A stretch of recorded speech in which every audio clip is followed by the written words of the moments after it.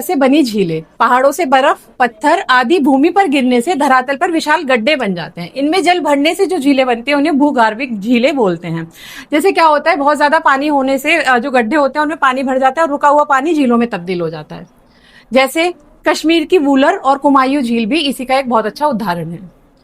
ज्वालामुखी क्रिया से निर्मित झीलें। ज्वालामुखी क्रिया से निर्मित झीलों का मतलब होता है जब ज्वालामुखी विस्फोट करती है तो उसके आसपास के एरिया में बहुत बड़े बड़े गड्ढे हो जाते हैं और वो गड्ढे क्या करते हैं पानी जमा करने के कारण उसमें पानी का निकास रुक जाता है और उसके बाद वो झीलों में तब्दील हो जाते हैं। और इसका एक मुख्य उदाहरण देखा जाए तो महाराष्ट्र की लोनार झील इसी प्रकार से बनी है।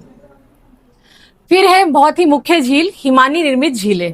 हिमनदों द्वारा निर्मित गतों में हिम के पिघले हुए जल के इस प्रकार की झीलों का निर्माण होता है। हिम नदी यानी कि जब बर्फ का पानी पिघल करके गड्ढों में भर जाता है और वो थोड़े समय बाद बर्फ से पिघल करके जल में तब्दील हो जाता है, वो हिमनदी जल कहलाता है। इसी प्रकार से कुमायूं, हिमालय में नैनीताल आदि झीलें इसके प्रमुख उदाहरण हैं। कभी कभी हिम नदी के पिघले हुए जल को जिलोड़ झीलों का निर्माण होता है। पीर पंजाल श्रेणी के उत्तरी पूर्वी ढालों पर ऐसी ही झीलें पाई जाती हैं। उसके बाद देखिए पवन क्रिया से बनी झीलें। ऐसी झीलें जो बालू के साथ उड़ करके आए हुए टीले के पीछे बन जाती है, अपना अस्तित्व जमा लेते हैं। जैसे बहुत सारी मिट्टी आ जाती है, पवनों के साथ उड़ करके बहुत सारा बालू आ जाता है, वो क्या करता है एक टीले बना लेता है। टीले मतलब पहाड़ी नुमा एक आकार उनको दे देता है और उसके पीछे जो गड्ढे होते हैं या उनके बीच में जो गड्ढे होते हैं वहां पे पानी जमा होने से पवन क्रिया से बनी झीलें इकट्ठी हो जाती है। जैसे इसके अंदर आता है आपका, इन्हें लवण की परतें एक जगह इकट्ठी हो जाती हैं और फलस्वरूप खारी झीलें बन जाती हैं। राजस्थान की सांबर, डींडवाना, पंचभद्रा ऐसी ही झीलें हैं। उसके बाद आता है घुलन क्रिया से निर्मित झीलें। चूना पत्थर, जिप्सम, लवण आदि घुलनशील शैलों के प्रवेश से जल की घुलन क्रिया से ये झीलें उत्पन्न होती हैं और असम में ऐसी झीलें सबसे अधिक मात्रा में पाई जाती हैं। आगे देखिए भूस्खलन से निर्मित झीलें। भूस्खलन का मतलब सभी को पता होगा, जब भूकंप टाइप आता है, भूकंप टाइप के भूकंप ही आता है, हल्के फुल्के झटके आते हैं तो वो क्या करते हैं इमारतों को, जमीन को तोड़ देते हैं और वहां पर गड्ढे निर्मित कर देते हैं। शिलाखंड के गिरने से कई बार बड़ी इमारतें आकर के जमीन पर एकदम बहुत तेजी के वेग से गिरती है, उससे क्या होता है गड्ढा निर्मित होता है और उसमें जल भरने से क्या होता है वो जमीन झील में तब्दील हो जाती है। अलकनंदा के मार्ग में शैल स्खलन से गोहाना नामक झील का निर्माण हुआ था। फिर आपका है विसर्प झीलें। विसर्प झीलें वे होती हैं जो अपना रास्ता मोड़ करके सीधी चलने लगती हैं। ठीक है, जैसे हमने पढ़ा था यू कट मारती हैं, टर्न मारती हैं झीलें, तो ये क्या करती है निचली खाड़ी में जाकर के ये झीलें जो इनके सिरे हैं वो कट जाते हैं और ये सीधे मार्ग से जाना स्टार्ट कर देती हैं। और उसके बाद क्या होता है पश्चिम बंगाल में उन्हें बील कहते हैं। ठीक है, मध्य में निचली घाटी में ऐसी अनेक झीलें पाई गई हैं। अनूप या लैगून झीलें। नदियों के मुहाने पर समुद्री लहरों तथा पवनों की क्रिया से बालू के टीले बन जाते हैं। इनके पीछे एकत्रित जल लैगून के रूप में अवशिष्ट रहता है और उड़ीसा का चिल्का झील भी इसी का एक उदाहरण है। अब ये है भारत की कुछ प्रमुख झीलें जो सबसे ज्यादा प्रमुख हैं और हर जगह पर देखी जा सकती हैं। आप देखेंगे कई राज्यों में पाई जाती हैं। जैसे सबसे पहले देखिए भारत की प्रमुख झीलें और संबंधित राज्यों की सूची। सबसे पहले है इसमें जसमंद झील जो राजस्थान में है, पिछौला झील ये भी राजस्थान में है। फिर उसके बाद है लुनकसर झील ये भी राजस्थान में है। फिर आती है डिंडवाना झील ये भी राजस्थान में है। फिर पुलकिट झील तमिलनाडु, उट्टी झील तमिलनाडु, येरकाउड ये भी तमिलनाडु में है। हुसैन सागर झील आंध्र प्रदेश, कैलूरा झील ये भी आंध्र प्रदेश में है। नागार्जुन झील ये भी आंध्र प्रदेश, निजाम सागर झील ये भी आंध्र प्रदेश में है। जय संबत ये राजस्थान की झील है। सांबर झील ये भी राजस्थान में है। फतेह सागर झील ये सभी इंपॉर्टेंट झील हैं और ये हर पेपर में पूछी गई हैं कई बार। ठीक है, किसी ना किसी पेपर में ये हमेशा पूछी गई हैं इनमें से सभी। तो फतेह सागर झील ये राजस्थान में है। फिर पंचपदरा ये भी राजस्थान में है। फिर नक्की झील है वो भी राजस्थान में है। फिर आती है मुख्य झीलों में से पुष्कर झील राजस्थान में। आप देखेंगे राजस्थान में बहुत सारी झीलें हैं जिन्होंने अपना विस्तार आज भी बनाया हुआ है। फिर उसके बाद धहबार झील ये भी राजस्थान में है। डल झील जम्मू कश्मीर, वूलर ये भी जम्मू कश्मीर में है। सोमोरारी ये जम्मू कश्मीर की झील है। लोकटक मणिपुर, सातताल उत्तराखंड, नैनीताल ये भी उत्तराखंड में है। फिर नौकुचिया ताल ये भी उत्तराखंड में है। फिर चंद्रा हिमाचल प्रदेश की एक झील है। खजियार ये भी हिमाचल प्रदेश की झील है। ब्रह्मा सरोवर हरियाणा की झील है। फिर कोयला, ये महाराष्ट्र की झील है। फिर उसके बाद आपका आता है अस्टामुंडी झील, ये केरल की झील है। फिर आता है मायेम, ये गोवा की झील है। फिर संगमी, ये सिक्किम में है। चिल्का झील उड़ीसा। रूपकुंड उत्तराखंड। भीमताल, ये उत्तराखंड की झील है। फिर राकसताल, ये भी उत्तराखंड की झील है। सूरजकुंड हरियाणा। रेणुका हिमाचल प्रदेश। लोनार महाराष्ट्र। बेम्बनाड, ये केरल की एक झील है। फिर उसके बाद आता है आपका कुकराहल्ली कर्नाटक। शेषनाग झील जम्मू कश्मीर। फिर क्योंकि भारत एक ना बहुत बड़ा देश है और इसमें विस्तार बहुत ज्यादा है, जैसे फिर उसके बाद है मानसबल झील, ये जम्मू कश्मीर में है। भारत की झील संबंधी महत्वपूर्ण तथ्य है, अब इनको भी समझने की जरूरत है। कश्मीर की वूलर झील झेलम नदी पर बनी गोखुर झील है, यह भारत की मीठे पानी की सबसे बड़ी झील है। ये पूछा जाता है, मीठे पानी की सबसे बड़ी झील बताइए, खारे पानी की सबसे बड़ी झील बताइए, सबसे बड़ी झील बताइए, सबसे छोटी झील बताइए, ये सब पूछा जाता है, बार बार पूछा जाता है। चिल्का झील खारे पानी की भारत की सबसे बड़ी झील है। इस लैगून झील में नौसेना का प्रशिक्षण केंद्र भी है। ज्वालामुखी क्रिया द्वारा निर्मित महाराष्ट्र के बुल्ढाना की लोनार झील एक क्रेटर झील है। उसके बाद आता है आपका उकाई गुजरात, ताप्ती नदी पर स्थित मानव निर्मित झील है। फिर उसके बाद स्टेनले जलाशय तमिलनाडु में कावेरी नदी पर बने मेट्टूर बांध के पीछे बनी झील है। फिर बेम्बनाड, ऊपर हमने पढ़ी थी झील और राज्य, लेकिन इस समय हम पढ़ रहे हैं झीलों से संबंधित जितने भी और विस्तृत प्रश्न आपको देखने के लिए मिल सकते हैं, या कुछ ऐसे प्रश्न मिल सकते हैं जो इंटरप्रेट करके कई बार पूछ लेती है गवर्नमेंट किसी भी एग्जाम में, तो इस तरीके से भी आपको इसको पढ़ के जाने की एक बार बहुत ज्यादा आवश्यकता है। तो उसके बाद आता है आपका राणा प्रताप सागर, जवाहर सागर एवं गांधी सागर, ये चंबल नदी पर स्थित झीलें हैं। गोविंद वल्लभ पंत सागर उत्तर प्रदेश एवं छत्तीसगढ़, सोन की सहायक नदी रिहंद पर बनाई गई झील है। पेरियार झील एक कृत्रिम झील है। कृत्रिम झील का मतलब क्या होता है? कृत्रिम झील, आर्टिफिशियल लेक।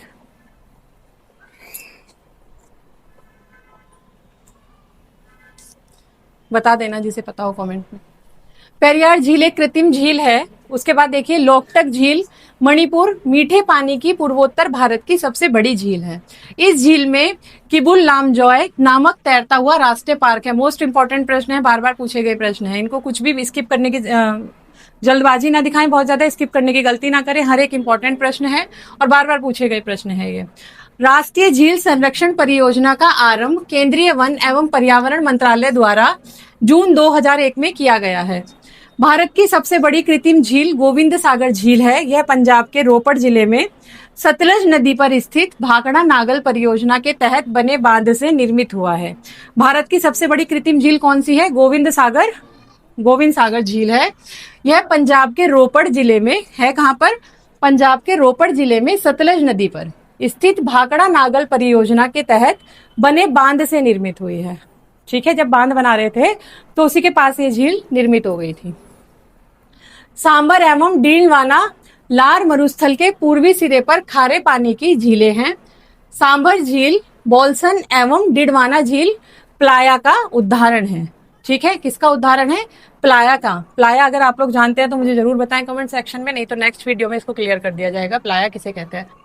प्लाया होता है एक तरीके का जब पानी बहुत समय तक रुका रहता है और उसके ऊपर एक परत जम जाती है, उसे प्लाया बोलते हैं वैसे। अब इसी सीरीज में नेक्स्ट है आपके पास जो आने वाली है वीडियो, वो है भारत की नदियां। तो भारत की मुख्य नदियां, जिसमें सबसे पहले आती है सिंधु नदी। सिंधु नदी का उद्गम तिब्बती क्षेत्र में कैलाश पर्वत, और ये बहुत मोस्ट इंपॉर्टेंट है, किसी भी आप सरकारी एग्जाम में बैठेंगे तो नदियों से रिलेटेड 1 से 2 प्रश्न आपको जरूर से देखने को मिलता है। और भारत के निवासी सभी को पता होना चाहिए भारत की प्रमुख नदियां कौन कौन सी हैं। तो शुरू करते हैं सिंधु नदी से। सभी को पता होगा इंडस वैली सिविलाइजेशन सभी ने पढ़ा होगा, तो ये वहीं से रिलेटेड एक नदी है जो वहीं से रिलेट करती है उसी सिविलाइजेशन से, सिंधु नदी। इनका उद्गम तिब्बती क्षेत्र में कैलाश पर्वत श्रेणी में बोखर चू के निकट एक हिमनद से होता है जो 4164 मीटर की ऊंचाई पर स्थित है। तिब्बत में इसे सिंधी खंबान या शेरमुख कहते हैं। ठीक है, इनका नाम भी ध्यान रखना, तिब्बत में इन्हें क्या नाम दिया गया है। सिंधु नदी कराची के पूर्व में अरब सागर में जाकर गिरती हैं। नदियों की सीरीज में जो सबसे विशेष नदी आती है वो आती है सतलज नदी। सतलज नदी का उद्गम कहाँ से हुआ है ये समझते हैं। सबसे पहले सतलज नदी का उद्गम हुआ है तिब्बत में कैलाश पर्वत के दक्षिण में स्थित मानसरोवर झील के समीप राक्षस ताल से। ठीक है, ये समझ में आ गया कहाँ से हुआ है। कैलाश पर्वत के दक्षिण में स्थित मानसरोवर झील के समीप राक्षस ताल से इसका उद्गम हुआ है। उद्गम का मतलब होता है जब से इन्होंने चलना या प्रवाह करना शुरू करा है, वहां से इनका शुरुआत हुई है। विलय होता है जहां पर जाकर के ये दूसरी नदी में गिर जाती हैं, जैसे मिल जाती हैं, वो अब आगे पढ़ेंगे कहाँ पर इनका विलय होता है। पर्वतीय क्षेत्र को पार करने के बाद पंजाब में रूपनगर के निकट यह मैदानी भाग में प्रवेश करती हैं। यह रावी, चेनाब और झेलम नदियों का संयुक्त जल एकत्रित करके पाकिस्तान में मिथनकोट नामक स्थान पर सिंधु नदी में जाकर के मिल जाती हैं, गिर जाती हैं, या इनका विलय हो जाता है। एक ही शब्द है। अब इसी सीरीज में नेक्स्ट आती है झेलम नदी। झेलम नदी यह कश्मीर की घाटी के दक्षिण पूर्व में 4900 मीटर की ऊंचाई पर स्थित बिरीनाग के निकट झरने से निकलती हैं। कहां से निकलती हैं? कश्मीर की घाटी के दक्षिण पूर्व में 4900 मीटर की ऊंचाई पर स्थित बिरीनाग के निकट झरने से निकलती हैं। ये झरने से निकलने वाली, इनका उद्गम कहां से हुआ है? एक झरने से हुआ है। ये ध्यान देने वाली चीज है। कश्मीर में बहुत सी नदियां इससे आकर मिलती हैं। पाकिस्तान में प्रवेश करने से पहले यह नदी श्रीनगर और वुलर झील से बहते हुए एक तंग व गहरे महाखंड से गुजरती है और पाकिस्तान में झंग के निकट यह चेनाब नदी में जाकर मिल जाती है। कहां पर मिल जाती है? चेनाब नदी में जाकर के। ये इंपॉर्टेंट चीजें हैं। सबसे पहले इनका उद्गम स्थान देखना है, फिर ये विलय कहां पर होती है, इनकी लंबाई कितनी मीटर है, ऊंचाई कितनी मीटर है, ये आपको पता होना चाहिए। उसके बाद देखिए चेनाब या चंद्रभागा। चेनाब सिंधु की सबसे बड़ी सहायक नदी है। यह चंद्रा और भागा दो नदियों के मिलने से बनती है, इसीलिए इसे चंद्रभागा कहते हैं। रावी नदी। रावी नदी सिंधु की एक अन्य सहायक नदी है। यह हिमालय प्रदेश की कुल्लू पहाड़ियों में रोहतांग दर्रे के पश्चिम से निकलती हैं और राज्य की चंबा घाटी से बहती हैं। ये अपने उद्गम स्थान से शुरू होकर पाकिस्तान में मुल्तान के निकट चेनाब नदी के साथ मिलने तक यह 720 किलोमीटर की दूरी को तय करती है। कितनी दूरी तय करती है? 720 किलोमीटर की दूरी तय करती है। फिर बात करते हैं व्यास नदी। यह नदी हिमालय में स्थित रोहतांग दर्रे में 4067 मीटर की ऊंचाई पर स्थित व्यास कुंड से निकलती है और पूरे सिंधु प्रवाह तंत्र में व्यास ही एक ऐसी नदी है जो पूर्णतः भारत में बहती है। मोस्ट इंपॉर्टेंट प्रश्न बनता है, भारत में पूर्ण रूप से बहने वाली नदी कौन सी है? व्यास नदी है। कहां से निकलती है? हिमालय के रोहतांग दर्रे से 4067 मीटर की ऊंचाई पर स्थित व्यास कुंड से निकलती हैं। ये इंपॉर्टेंट है इसका पूरा पार्ट। आगे देखिए गंगा नदी। यह उत्तरी भारत की सबसे प्रमुख नदी है। कहाँ की है? उत्तरी भारत की सबसे प्रमुख नदी गंगा। इनके अपवाह क्षेत्र में भारत के सबसे घने बसे और उपजाऊ राज्य उत्तर प्रदेश, बिहार और पश्चिम बंगाल आते हैं। ठीक है, घने बसे यानी आबादी वाले क्षेत्रों से होकर के गुजरती हैं और कहाँ तक पहुंचती हैं? बिहार और पश्चिम बंगाल आते आते सबको क्रॉस करके ये हिमालय तक पहुंचती हैं। आगे देखो यमुना। गंगा के सबसे पश्चिमी और सबसे लंबी सहायक नदी यमुना नदी है। इसका उद्गम यमुनोत्री हिमनद है। इसका अधिकांश जल सिंचाई उद्देश्यों के लिए पश्चिमी और पूर्वी यमुना नहरों और आगरा नहर से आता है। फिर आती है रामगंगा। यह नदी गैरसेन के निकट गढ़वाल की पहाड़ियों से निकलने वाली अपेक्षाकृत छोटी नदी है। अंत में कन्नौज के निकट ये गंगा नदी में मिल जाती हैं। काली गंगा, शारदा या सरजू नदी। इस नदी का उद्गम नेपाल के हिमालय से मिलन हिमनद में है। यह भारत नेपाल सीमा के साथ बहती हुई, जहाँ काली या चाइक कहा जाता है, घाघरा नदी में मिल जाती है। कहाँ पर मिलती है ये? घाघरा नदी में मिल जाती है। आगे देखिए घाघरा नदी पहाड़ी क्षेत्र में कर्णाली या कोरियाला और मैदान में घाघरा कहलाती है। इनके दूसरे नाम क्या है? कर्णाली या कोरियाला। शारदा नदी इससे मैदान में मिलती है और अंत में छपरा बिहार में यह गंगा नदी में विलीन हो जाती है। कहाँ पे विलीन हो जाती है? गंगा नदी में। फिर देखिए गंडक नदी। यह नदी दो धाराओं काली गंडक और त्रिशूल गंगा के मिलने से बनती है। बिहार के चंपारण जिले में यह गंगा नदी में प्रवेश करती है और पटना के निकट सोनपुर में गंगा नदी में जाकर वापस से मिल जाती है। यह नदी दो धाराओं काली गंडक और त्रिशूल गंगा के मिलने से बनती है। बिहार के चंपारण जिले में यह गंगा मैदान में प्रवेश करती है और पटना के निकट सोनपुर में गंगा नदी में जाकर मिल जाती है। फिर उसके बाद आता है कोसी नदी। यह गंगा की सबसे बड़ी सहायक नदियों में से एक है। इसका उद्गम तिब्बत में माउंट एवरेस्ट के उत्तर में है। ठीक है, कहाँ से निकलती हैं ये? इनका उद्गम कहाँ से हुआ है? माउंट एवरेस्ट के उत्तर से निकलती हैं, जहाँ से इसकी मुख्य धारा अरुण निकलती है और इस नदी में बाढ़ें बहुत आती हैं। जिससे अपार जन धन में हानि होती है, इसीलिए इसे शोक की नदी भी कहा जाता है। कोशी नदी को शोक की नदी भी कहा जाता है। हेलो स्टूडेंट्स, कैसे हैं आप सभी? आशा है सभी अच्छे होंगे और आप सभी की पढ़ाई बहुत अच्छे से चल रही होगी। जितने भी लोग तैयारी कर रहे हैं हमारे चैनल से, सभी का बहुत बहुत स्वागत है आपके अपने चैनल कनिका क्लासेस में। जो लाइव लेते हैं वो भी, जो नए जुड़ेंगे वो भी, जो पहली बार मेरी वीडियो को देखेंगे, तो हमारा जो आधार है वो सभी प्रतियोगी परीक्षाएं हैं, जितनी भी होती हैं A से D ग्रेड तक, ग्रुप तक जितनी भी होंगी, वो सभी की तैयारी हम लोग कराते हैं।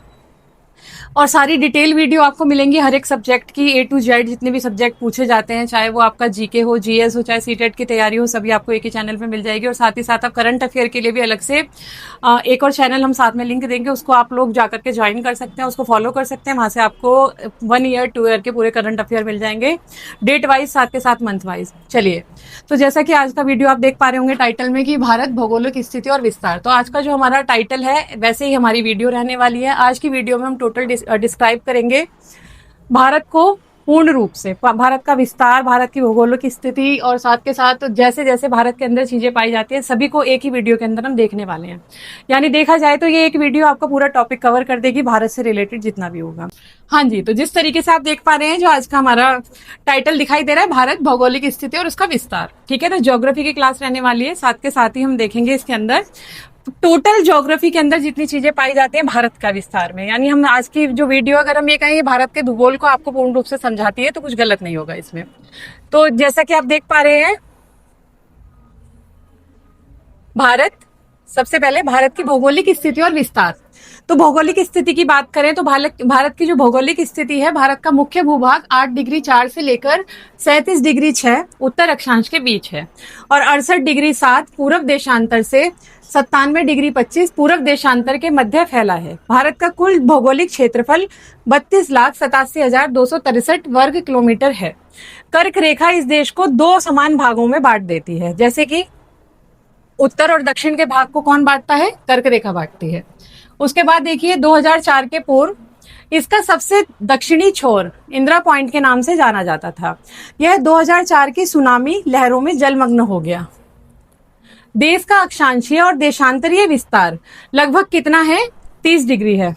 उसके बाद देशांतरीय विस्तार का प्रभाव भी भारत के समय पर पड़ता है, क्योंकि देश के बीचों में जब अंतर आना स्टार्ट हो जाता है तो समय पे क्या पड़ता है? उसका पूर्ण रूप से प्रभाव पड़ता है।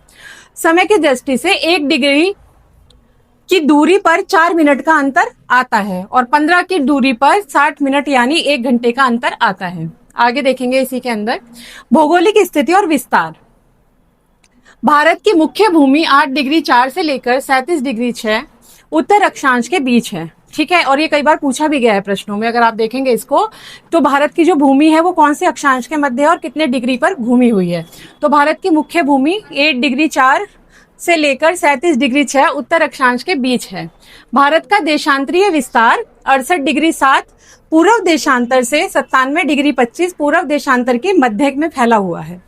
आगे देखिए, कर्क रेखा से बार बार पूछा जाने वाला प्रश्न है ये, और ये जितने भी हम लोग इसमें लेकर के आए ना इंपॉर्टेंट नोट से, बार बार रिपीटेड है, बार बार पूछे जाते हैं एग्जाम में। कर्क रेखा 23 डिग्री 30 उत्तरी अक्षांश भारत को उत्तर दक्षिण 2 भागों में बांटती है, जैसा कि हमने ऊपर पढ़ लिया था इसको। भारत के अक्षांशीय और देशांतरीय विस्तार का अंतर लगभग 30 डिग्री है। भारत का पूर्व पश्चिम विस्तार 2,933 किलोमीटर तथा उत्तर दक्षिण विस्तार 3,214 किलोमीटर है। 22 डिग्री उत्तर अक्षांश के दक्षिण भारत का पूर्व पश्चिम विस्तार घटता गया है। जैसे जैसे भारत का अक्षांश दक्षिण भारत का पूर्व पश्चिम विस्तार करता है, उससे क्या होता है? इसका विस्तार घटता जाता है, यानी इसका जो एक अनुपातिक वर्गीकरण है वो धीरे धीरे कम होता चला जाता है। भारत के दक्षिणतम बिंदु कन्याकुमारी के निकट बंगाल की खाड़ी, अरब सागर और हिंद महासागर का संगम है। कहां पर मिल जाती है ये जाकर के? भारत के दक्षिणतम बिंदु कहां पर? कन्याकुमारी के निकट बंगाल की खाड़ी में। तो देखने जा रहे हैं हम भारत की प्रमुख झीलें। प्रमुख झीलें का मतलब ये है कि भारत के जो विस्तार से भारत के जो प्रमुख झीलें हैं, जो जिन्होंने अपना बहुत ज्यादा अस्तित्व बनाया हुआ है प्राचीन काल से आज तक भारत के अंदर। तो मेजर लेक्स ऑफ इंडिया एक ही झलक में देख लेंगे सारी जितनी भी इंपॉर्टेंट झीलें हैं भारत में। सबसे पहले देखते हैं झीलों का निर्माण होता कैसे है। तो झीलों का निर्माण, इसको समझने की जरूरत है। झीलों का निर्माण अनेक कारणों से होता है। भारत में झीलों को हिमालय, राजस्थान की तथा दक्षिण भारत की झीलों में वर्गीकृत किया जा सकता है। उसके बाद आता है आपका भूगार्भिक क्रिया से बनी झीलें। पहाड़ों से बर्फ, पत्थर आदि भूमि पर गिरने से धरातल पर विशाल गड्ढे बन जाते हैं। इनमें जल भरने से जो झीलें बनती हैं उन्हें भूगार्भिक झीलें बोलते हैं। जैसे क्या होता है, बहुत ज्यादा पानी होने से जो गड्ढे होते हैं उनमें पानी भर जाता है और रुका हुआ पानी झीलों में तब्दील हो जाता है। जैसे कश्मीर की वूलर और कुमायूं झील भी इसी का एक बहुत अच्छा उदाहरण है। ज्वालामुखी क्रिया से निर्मित झीलें। ज्वालामुखी क्रिया से निर्मित झीलों का मतलब होता है जब ज्वालामुखी विस्फोट करती है तो उसके आसपास के एरिया में बहुत बड़े बड़े गड्ढे हो जाते हैं और वो गड्ढे क्या करते हैं पानी जमा करने के कारण उसमें पानी का निकास रुक जाता है और उसके बाद वो झीलों में तब्दील हो जाते हैं। और इसका एक मुख्य उदाहरण देखा जाए तो महाराष्ट्र की लोनार झील इसी प्रकार से बनी है। फिर है बहुत ही मुख्य झील, हिमानी निर्मित झीलें। हिमनदों द्वारा निर्मित गतों में हिम के पिघले हुए जल के इस प्रकार की झीलों का निर्माण होता है। हिम नदी यानी कि जब बर्फ का पानी पिघल करके गड्ढों में भर जाता है और वो थोड़े समय बाद बर्फ से पिघल करके जल में तब्दील हो जाता है, वो हिमनदी जल कहलाता है। इसी प्रकार से कुमायूं, हिमालय में नैनीताल आदि झीलें इसके प्रमुख उदाहरण हैं। कभी कभी हिम नदी के पिघले हुए जल को जिलोड़ झीलों का निर्माण होता है। पीर पंजाल श्रेणी के उत्तरी पूर्वी ढालों पर ऐसी ही झीलें पाई जाती हैं। उसके बाद देखिए पवन क्रिया से बनी झीलें। ऐसी झीलें जो बालू के साथ उड़ करके आए हुए एक टीले के पीछे बन जाती है, अपना अस्तित्व जमा लेते हैं। जैसे बहुत सारी मिट्टी आ जाती है, पवनों के साथ उड़ करके बहुत सारा बालू आ जाता है, वो क्या करता है एक टीले बना लेता है। टीले मतलब पहाड़ी नुमा एक आकार उनको दे देता है और उसके पीछे जो गड्ढे होते हैं या उनके बीच में जो गड्ढे होते हैं वहां पे पानी जमा होने से पवन क्रिया से बनी झीलें इकट्ठी हो जाती है। जैसे इसके अंदर आता है आपका, इन्हें लवण की परतें एक जगह इकट्ठी हो जाती हैं और फलस्वरूप खारी झीलें बन जाती हैं। राजस्थान की सांबर, डींडवाना, पंचभद्रा ऐसी ही झीलें हैं। उसके बाद आता है घुलन क्रिया से निर्मित झीलें। चूना पत्थर, जिप्सम, लवण आदि घुलनशील शैलों के प्रवेश से जल की घुलन क्रिया से ये झीलें उत्पन्न होती हैं और असम में ऐसी झीलें सबसे अधिक मात्रा में पाई जाती हैं। आगे देखिए भूस्खलन से निर्मित झीलें। भूस्खलन का मतलब सभी को पता होगा, जब भूकंप टाइप आता है, भूकंप टाइप के भूकंप ही आता है, हल्के फुल्के झटके आते हैं तो वो क्या करते हैं इमारतों को, जमीन को तोड़ देते हैं और वहां पर गड्ढे निर्मित कर देते हैं। शिलाखंड के गिरने से कई बार बड़ी इमारतें आकर के जमीन पर एकदम बहुत तेजी के वेग से गिरती हैं, उससे क्या होता है गड्ढा निर्मित होता है और उसमें जल भरने से क्या होता है वो जमीन झील में तब्दील हो जाती है। अलकनंदा के मार्ग में शैल स्खलन से गोहाना नामक झील का निर्माण हुआ था। फिर आपका है विसर्प झीलें। विसर्प झीलें वे होती हैं जो अपना रास्ता मोड़ करके सीधी चलने लगती हैं। ठीक है, जैसे हमने पढ़ा था यू कट मारती हैं, टर्न मारती हैं झीलें, तो ये क्या करती हैं निचली खाड़ी में जाकर के ये झीलें जो इनके सिरे हैं वो कट जाते हैं और ये सीधे मार्ग से जाना स्टार्ट कर देती हैं। और उसके बाद क्या होता है पश्चिम बंगाल में उन्हें बील कहते हैं। ठीक है, मध्य में निचली घाटी में ऐसी अनेक झीलें पाई गई हैं। अनूप या लैगून झीलें। नदियों के मुहाने पर समुद्री लहरों तथा पवनों की क्रिया से बालू के टीले बन जाते हैं। इनके पीछे एकत्रित जल लैगून के रूप में अवशिष्ट रहता है और उड़ीसा का चिल्का झील भी इसी का एक उदाहरण है। अब ये है भारत की कुछ प्रमुख झीलें जो सबसे ज्यादा प्रमुख हैं और हर जगह पर देखी जा सकती हैं। आप देखेंगे कई राज्यों में पाई जाती हैं। जैसे सबसे पहले देखिए भारत की प्रमुख झीलें और संबंधित राज्यों की सूची। सबसे पहले है इसमें जसमंद झील जो राजस्थान में है, पिछौला झील ये भी राजस्थान में है। फिर उसके बाद है लुनकसर झील ये भी राजस्थान में है। फिर आती है डिंडवाना झील ये भी राजस्थान में है। फिर पुलकिट झील तमिलनाडु, उट्टी झील तमिलनाडु, येरकाउड ये भी तमिलनाडु में है। हुसैन सागर झील आंध्र प्रदेश, कैलूरा झील ये भी आंध्र प्रदेश में है। नागार्जुन झील ये भी आंध्र प्रदेश, निजाम सागर झील ये भी आंध्र प्रदेश में है। जय संबत ये राजस्थान की झील है। सांबर झील ये भी राजस्थान में है। फतेह सागर झील ये सभी इंपॉर्टेंट झील हैं और ये हर पेपर में पूछी गई हैं कई बार। ठीक है, किसी ना किसी पेपर में ये हमेशा पूछी गई हैं इनमें से सभी। तो फतेह सागर झील ये राजस्थान में है। फिर पंचपदरा ये भी राजस्थान में है। फिर नक्की झील है वो भी राजस्थान में है। फिर आती है मुख्य झीलों में से पुष्कर झील राजस्थान में। आप देखेंगे राजस्थान में बहुत सारी झीलें हैं जिन्होंने अपना विस्तार आज भी बनाया हुआ है। फिर उसके बाद धैबार झील ये भी राजस्थान में है। डल झील जम्मू कश्मीर, वूलर ये भी जम्मू कश्मीर में है। सोमोरारी ये जम्मू कश्मीर की झील है। लोकटक मणिपुर, सातताल उत्तराखंड, नैनीताल ये भी उत्तराखंड में है।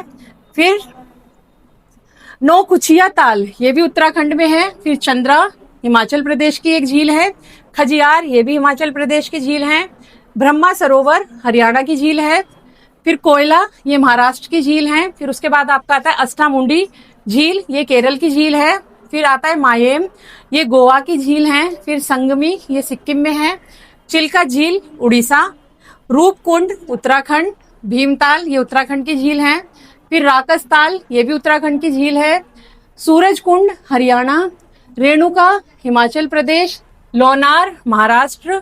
बेम्बनाड, ये केरल की एक झील है। फिर उसके बाद आता है आपका कुकराहल्ली कर्नाटक। शेषनाग झील जम्मू कश्मीर।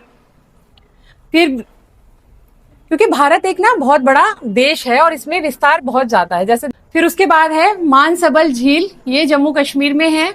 भारत की झील संबंधी महत्वपूर्ण तथ्य है, अब इनको भी समझने की जरूरत है। कश्मीर की वूलर झील झेलम नदी पर बनी गोखुर झील है, यह भारत की मीठे पानी की सबसे बड़ी झील है। ये पूछा जाता है, मीठे पानी की सबसे बड़ी झील बताइए, खारे पानी की सबसे बड़ी झील बताइए, सबसे बड़ी झील बताइए, सबसे छोटी झील बताइए, ये सब पूछा जाता है, बार बार पूछा जाता है। चिल्का झील खारे पानी की भारत की सबसे बड़ी झील है। इस लैगून झील में नौसेना का प्रशिक्षण केंद्र भी है।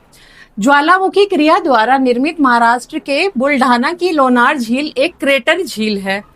उसके बाद आता है आपका उकाई गुजरात, ताप्ती नदी पर स्थित मानव निर्मित झील है। फिर उसके बाद स्टेनले जलाशय तमिलनाडु में कावेरी नदी पर बने मेट्टूर बांध के पीछे बनी झील है। फिर बेम्बनाड, ऊपर हमने पढ़ी थी झील और राज्य, लेकिन इस समय हम पढ़ रहे हैं झीलों से संबंधित जितने भी और विस्तृत प्रश्न आपको देखने के लिए मिल सकते हैं, या कुछ ऐसे प्रश्न मिल सकते हैं जो इंटरप्रेट करके कई बार पूछ लेती है गवर्नमेंट किसी भी एग्जाम में। तो इस तरीके से भी आपको इसको पढ़ के जाने की एक बार बहुत ज्यादा आवश्यकता है। तो उसके बाद आता है आपका राणा प्रताप सागर, जवाहर सागर एवं गांधी सागर, ये चंबल नदी पर स्थित झीलें हैं। गोविंद वल्लभ पंत सागर उत्तर प्रदेश एवं छत्तीसगढ़, सोन की सहायक नदी रिहंद पर बनाई गई झील है।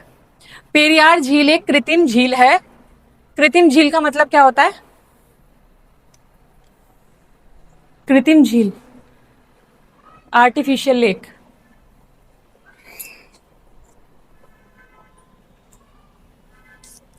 बता देना जिसे पता हो कमेंट में। पेरियार झील एक कृत्रिम झील है। उसके बाद देखिए लोकटक झील मणिपुर, मीठे पानी की पूर्वोत्तर भारत की सबसे बड़ी झील है। इस झील में किबुल लामजॉय नामक तैरता हुआ राष्ट्रीय पार्क है। मोस्ट इंपॉर्टेंट प्रश्न है, बार बार पूछे गए प्रश्न है, इनको कुछ भी स्किप करने की जल्दबाजी ना दिखाएं, बहुत ज्यादा स्किप करने की गलती ना करें, हर एक इंपॉर्टेंट प्रश्न है और बार बार पूछे गए प्रश्न है ये। राष्ट्रीय झील संरक्षण परियोजना का आरंभ केंद्रीय वन एवं पर्यावरण मंत्रालय द्वारा जून 2001 में किया गया है। भारत की सबसे बड़ी कृत्रिम झील गोविंद सागर झील है। यह पंजाब के रोपड़ जिले में सतलज नदी पर स्थित भाखड़ा नागल परियोजना के तहत बने बांध से निर्मित हुआ है। भारत की सबसे बड़ी कृत्रिम झील कौन सी है? गोविंद सागर झील है। यह पंजाब के रोपड़ जिले में है। कहां पर? पंजाब के रोपड़ जिले में सतलज नदी पर स्थित भाखड़ा नागल परियोजना के तहत बने बांध से निर्मित हुई है। ठीक है, जब बांध बना रहे थे तो उसी के पास ये झील निर्मित हो गई थी। सांबर एवं डीलवाना लार मरुस्थल के पूर्वी सिरे पर खारे पानी की झीलें हैं। सांबर झील, बोल्सन एवं डिडवाना झील प्लाया का उदाहरण है। ठीक है, किसका उदाहरण है? प्लाया का। प्लाया अगर आप लोग जानते हैं तो मुझे जरूर बताएं कमेंट सेक्शन में, नहीं तो नेक्स्ट वीडियो में इसको क्लियर कर दिया जाएगा प्लाया किसे कहते हैं। प्लाया होता है एक तरीके का जब पानी बहुत समय तक रुका रहता है और उसके ऊपर एक परत जम जाती है, उसे प्लाया बोलते हैं वैसे। अब इसी सीरीज में नेक्स्ट है आपके पास जो आने वाली है वीडियो, वो है भारत की नदियां। तो भारत की मुख्य नदियां, जिसमें सबसे पहले आती है सिंधु नदी। सिंधु नदी का उद्गम तिब्बती क्षेत्र में कैलाश पर्वत, और ये बहुत मोस्ट इंपॉर्टेंट है, किसी भी आप सरकारी एग्जाम में बैठेंगे तो नदियों से रिलेटेड 1 से 2 प्रश्न आपको जरूर से देखने को मिलता है। और भारत के निवासी सभी को पता होना चाहिए भारत की प्रमुख नदियां कौन कौन सी हैं। तो शुरू करते हैं सिंधु नदी से। सभी को पता होगा, इंडस वैली सिविलाइजेशन सभी ने पढ़ा होगा, तो ये वहीं से रिलेटेड एक नदी है जो वहीं से रिलेट करती है उसी सिविलाइजेशन से, सिंधु नदी। इनका उद्गम तिब्बती क्षेत्र में कैलाश पर्वत श्रेणी में बोखरचू के निकट एक हिमनद से होता है जो 4164 मीटर की ऊंचाई पर स्थित है। तिब्बत में इसे सिंधी खंबान या शेरमुख कहते हैं। ठीक है, इनका नाम भी ध्यान रखना, तिब्बत में इन्हें क्या नाम दिया गया है। सिंधु नदी कराची के पूर्व में अरब सागर में जाकर गिरती हैं। नदियों की सीरीज में जो सबसे विशेष नदी आती है वो आती है सतलज नदी। सतलज नदी का उद्गम कहाँ से हुआ है ये समझते हैं। सबसे पहले सतलज नदी का उद्गम हुआ है तिब्बत में कैलाश पर्वत के दक्षिण में स्थित मानसरोवर झील के समीप राक्षस ताल से। ठीक है, ये समझ में आ गया कहाँ से हुआ है। कैलाश पर्वत के दक्षिण में स्थित मानसरोवर झील के समीप राक्षस ताल से इसका उद्गम हुआ है। उद्गम का मतलब होता है जब से इन्होंने चलना या प्रवाह करना शुरू करा है वहां से इनका शुरुआत हुई है। विलय होता है जहां पर जाकर के ये दूसरी नदी में गिर जाती हैं, जैसे मिल जाती हैं, वो अब आगे पढ़ेंगे कहां पर इनका विलय होता है। पर्वतीय क्षेत्र को पार करने के बाद पंजाब में रूपनगर के निकट यह मैदानी भाग में प्रवेश करती हैं। यह रावी, चेनाब और झेलम नदियों का संयुक्त जल एकत्रित करके पाकिस्तान में मिथनकोट नामक स्थान पर सिंधु नदी में जाकर के मिल जाती हैं, गिर जाती हैं या इनका विलय हो जाता है। एक ही शब्द है। अब इसी सीरीज में नेक्स्ट आती है झेलम नदी। झेलम नदी यह कश्मीर की घाटी के दक्षिण पूर्व में 4900 मीटर की ऊंचाई पर स्थित बिरीनाग के निकट झरने से निकलती हैं। कहां से निकलती हैं? कश्मीर की घाटी के दक्षिण पूर्व में 4900 मीटर की ऊंचाई पर स्थित बिरीनाग के निकट झरने से निकलती हैं। ये झरने से निकलने वाली, इनका उद्गम कहां से हुआ है? एक झरने से हुआ है। ये ध्यान देने वाली चीज है। कश्मीर में बहुत सी नदियां इससे आकर मिलती हैं। पाकिस्तान में प्रवेश करने से पहले यह नदी श्रीनगर और वुलर झील से बहते हुए एक तंग व गहरे महाखंड से गुजरती है और पाकिस्तान में झंग के निकट यह चेनाब नदी में जाकर मिल जाती है। कहां पर मिल जाती है? चेनाब नदी में जाकर के। ये इंपॉर्टेंट चीजें हैं। सबसे पहले इनका उद्गम स्थान देखना है, फिर ये विलय कहां पर होती है, इनकी लंबाई कितनी मीटर है, ऊंचाई कितनी मीटर है, ये आपको पता होना चाहिए। उसके बाद देखिए चेनाब या चंद्रभागा। चेनाब सिंधु की सबसे बड़ी सहायक नदी है। यह चंद्रा और भागा दो नदियों के मिलने से बनती है, इसीलिए इसे चंद्रभागा कहते हैं। रावी नदी। रावी नदी सिंधु की एक अन्य सहायक नदी है। यह हिमालय प्रदेश की कुल्लू पहाड़ियों में रोहतांग दर्रे के पश्चिम से निकलती हैं और राज्य की चंबा घाटी से बहती हैं। ये अपने उद्गम स्थान से शुरू होकर पाकिस्तान में मुल्तान के निकट चेनाब नदी के साथ मिलने तक यह 720 किलोमीटर की दूरी को तय करती हैं। कितनी दूरी तय करती हैं? 720 किलोमीटर की दूरी तय करती हैं। फिर बात करते हैं व्यास नदी। यह नदी हिमालय में स्थित रोहतांग दर्रे में 4067 मीटर की ऊंचाई पर स्थित व्यास कुंड से निकलती है और पूरे सिंधु प्रवाह तंत्र में व्यास ही एक ऐसी नदी है जो पूर्णतः भारत में बहती है। मोस्ट इंपॉर्टेंट प्रश्न बनता है, भारत में पूर्ण रूप से बहने वाली नदी कौन सी है? व्यास नदी है। कहां से निकलती है? हिमालय के रोहतांग दर्रे से 4067 मीटर की ऊंचाई पर स्थित व्यास कुंड से निकलती हैं। ये इंपॉर्टेंट है इसका पूरा पार्ट। आगे देखिए गंगा नदी। यह उत्तरी भारत की सबसे प्रमुख नदी है। कहाँ की है? उत्तरी भारत की सबसे प्रमुख नदी गंगा। इनके अपवाह क्षेत्र में भारत के सबसे घने बसे और उपजाऊ राज्य उत्तर प्रदेश, बिहार और पश्चिम बंगाल आते हैं। ठीक है, घने बसे यानी आबादी वाले क्षेत्रों से होकर के गुजरती हैं और कहाँ तक पहुंचती हैं? बिहार और पश्चिम बंगाल आते आते सबको क्रॉस करके ये हिमालय तक पहुंचती हैं। आगे देखो यमुना। गंगा के सबसे पश्चिमी और सबसे लंबी सहायक नदी यमुना नदी है। इसका उद्गम यमुनोत्री हिमनद है। इसका अधिकांश जल सिंचाई उद्देश्यों के लिए पश्चिमी और पूर्वी यमुना नहरों और आगरा नहर से आता है। फिर आती है रामगंगा। यह नदी गैरसेन के निकट गढ़वाल की पहाड़ियों से निकलने वाली अपेक्षाकृत छोटी नदी है। अंत में कन्नौज के निकट यह गंगा नदी में मिल जाती हैं। काली गंगा, शारदाया, सरजू नदी। इस नदी का उद्गम नेपाल के हिमालय से मिलन हिमनद में है। यह भारत नेपाल सीमा के साथ बहती हुई, जहाँ काली या चाइक कहा जाता है, घाघरा नदी में मिल जाती है। कहाँ पर मिलती है ये? घाघरा नदी में मिल जाती है। आगे देखिए घाघरा नदी पहाड़ी क्षेत्र में कर्णाली या कोरियाला और मैदान में घाघरा कहलाती है। इनके दूसरे नाम क्या है? कर्णाली या कोरियाला। शारदा नदी इससे मैदान में मिलती है और अंत में छपरा बिहार में यह गंगा नदी में विलीन हो जाती है। कहाँ पे विलीन हो जाती है? गंगा नदी में। फिर देखिए गंडक नदी। यह नदी दो धाराओं काली गंडक और त्रिशूल गंगा के मिलने से बनती है।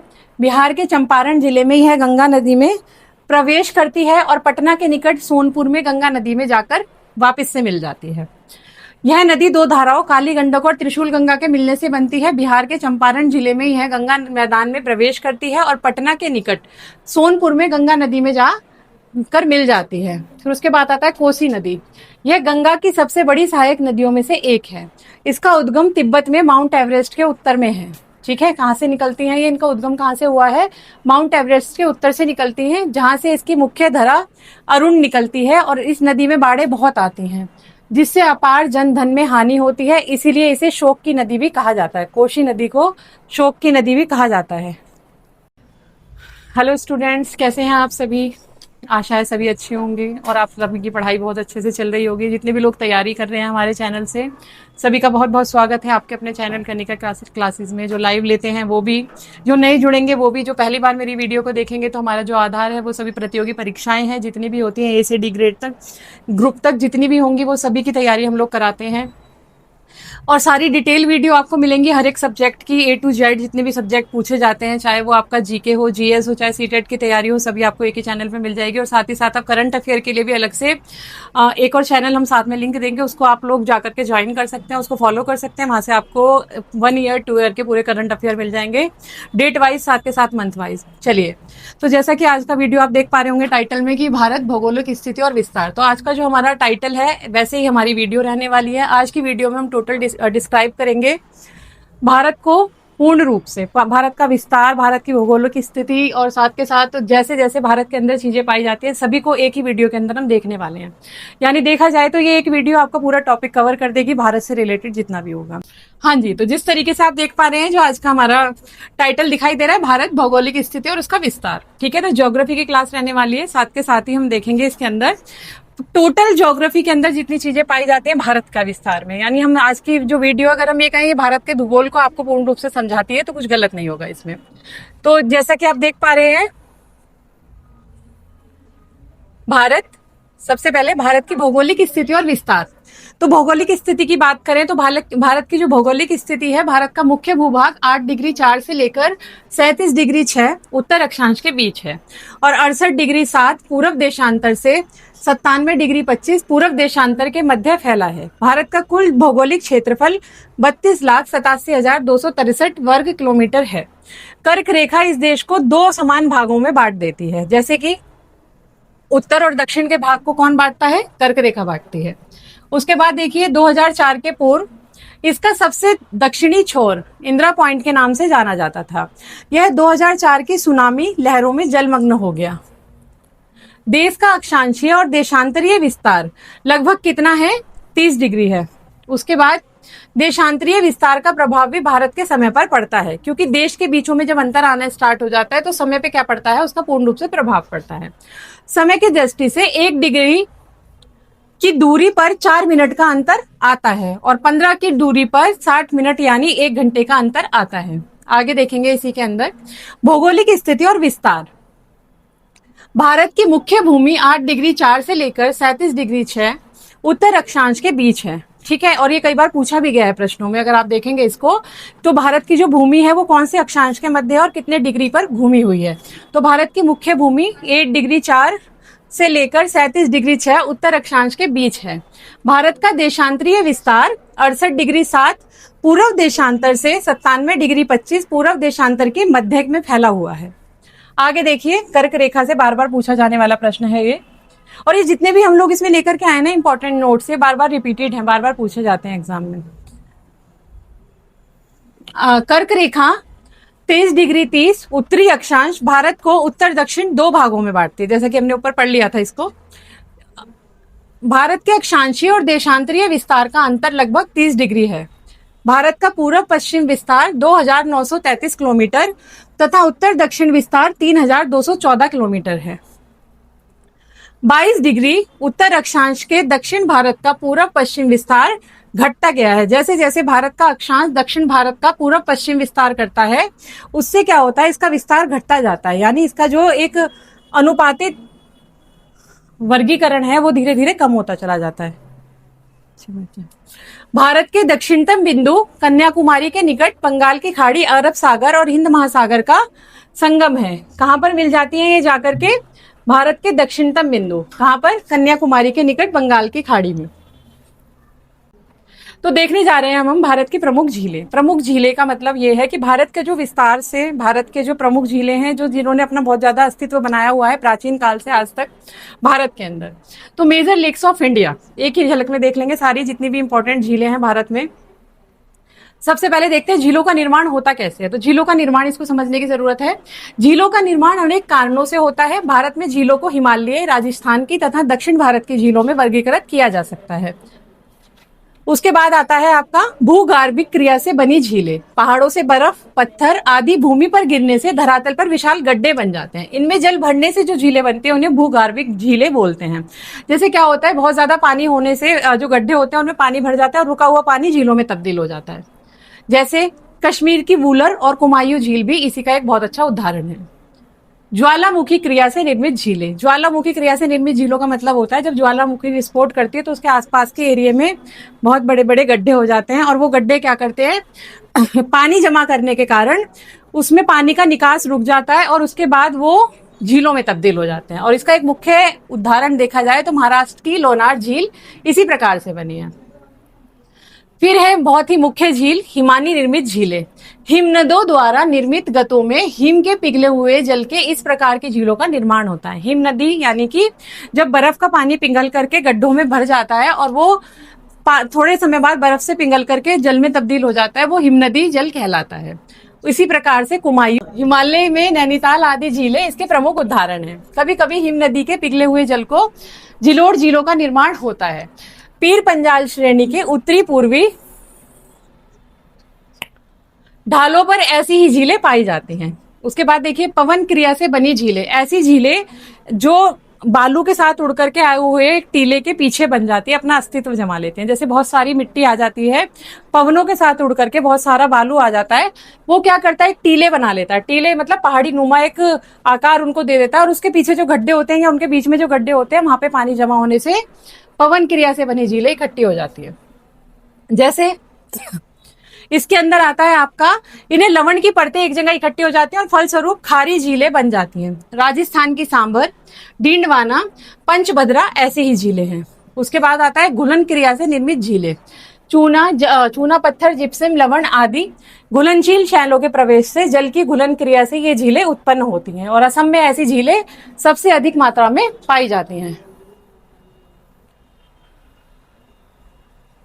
आगे देखिए भूस्खलन से निर्मित झीलें। भूस्खलन का मतलब सभी को पता होगा, जब भूकंप टाइप आता है, भूकंप टाइप के भूकंप ही आता है, हल्के फुल्के झटके आते हैं तो वो क्या करते हैं इमारतों को, जमीन को तोड़ देते हैं और वहां पर गड्ढे निर्मित कर देते हैं।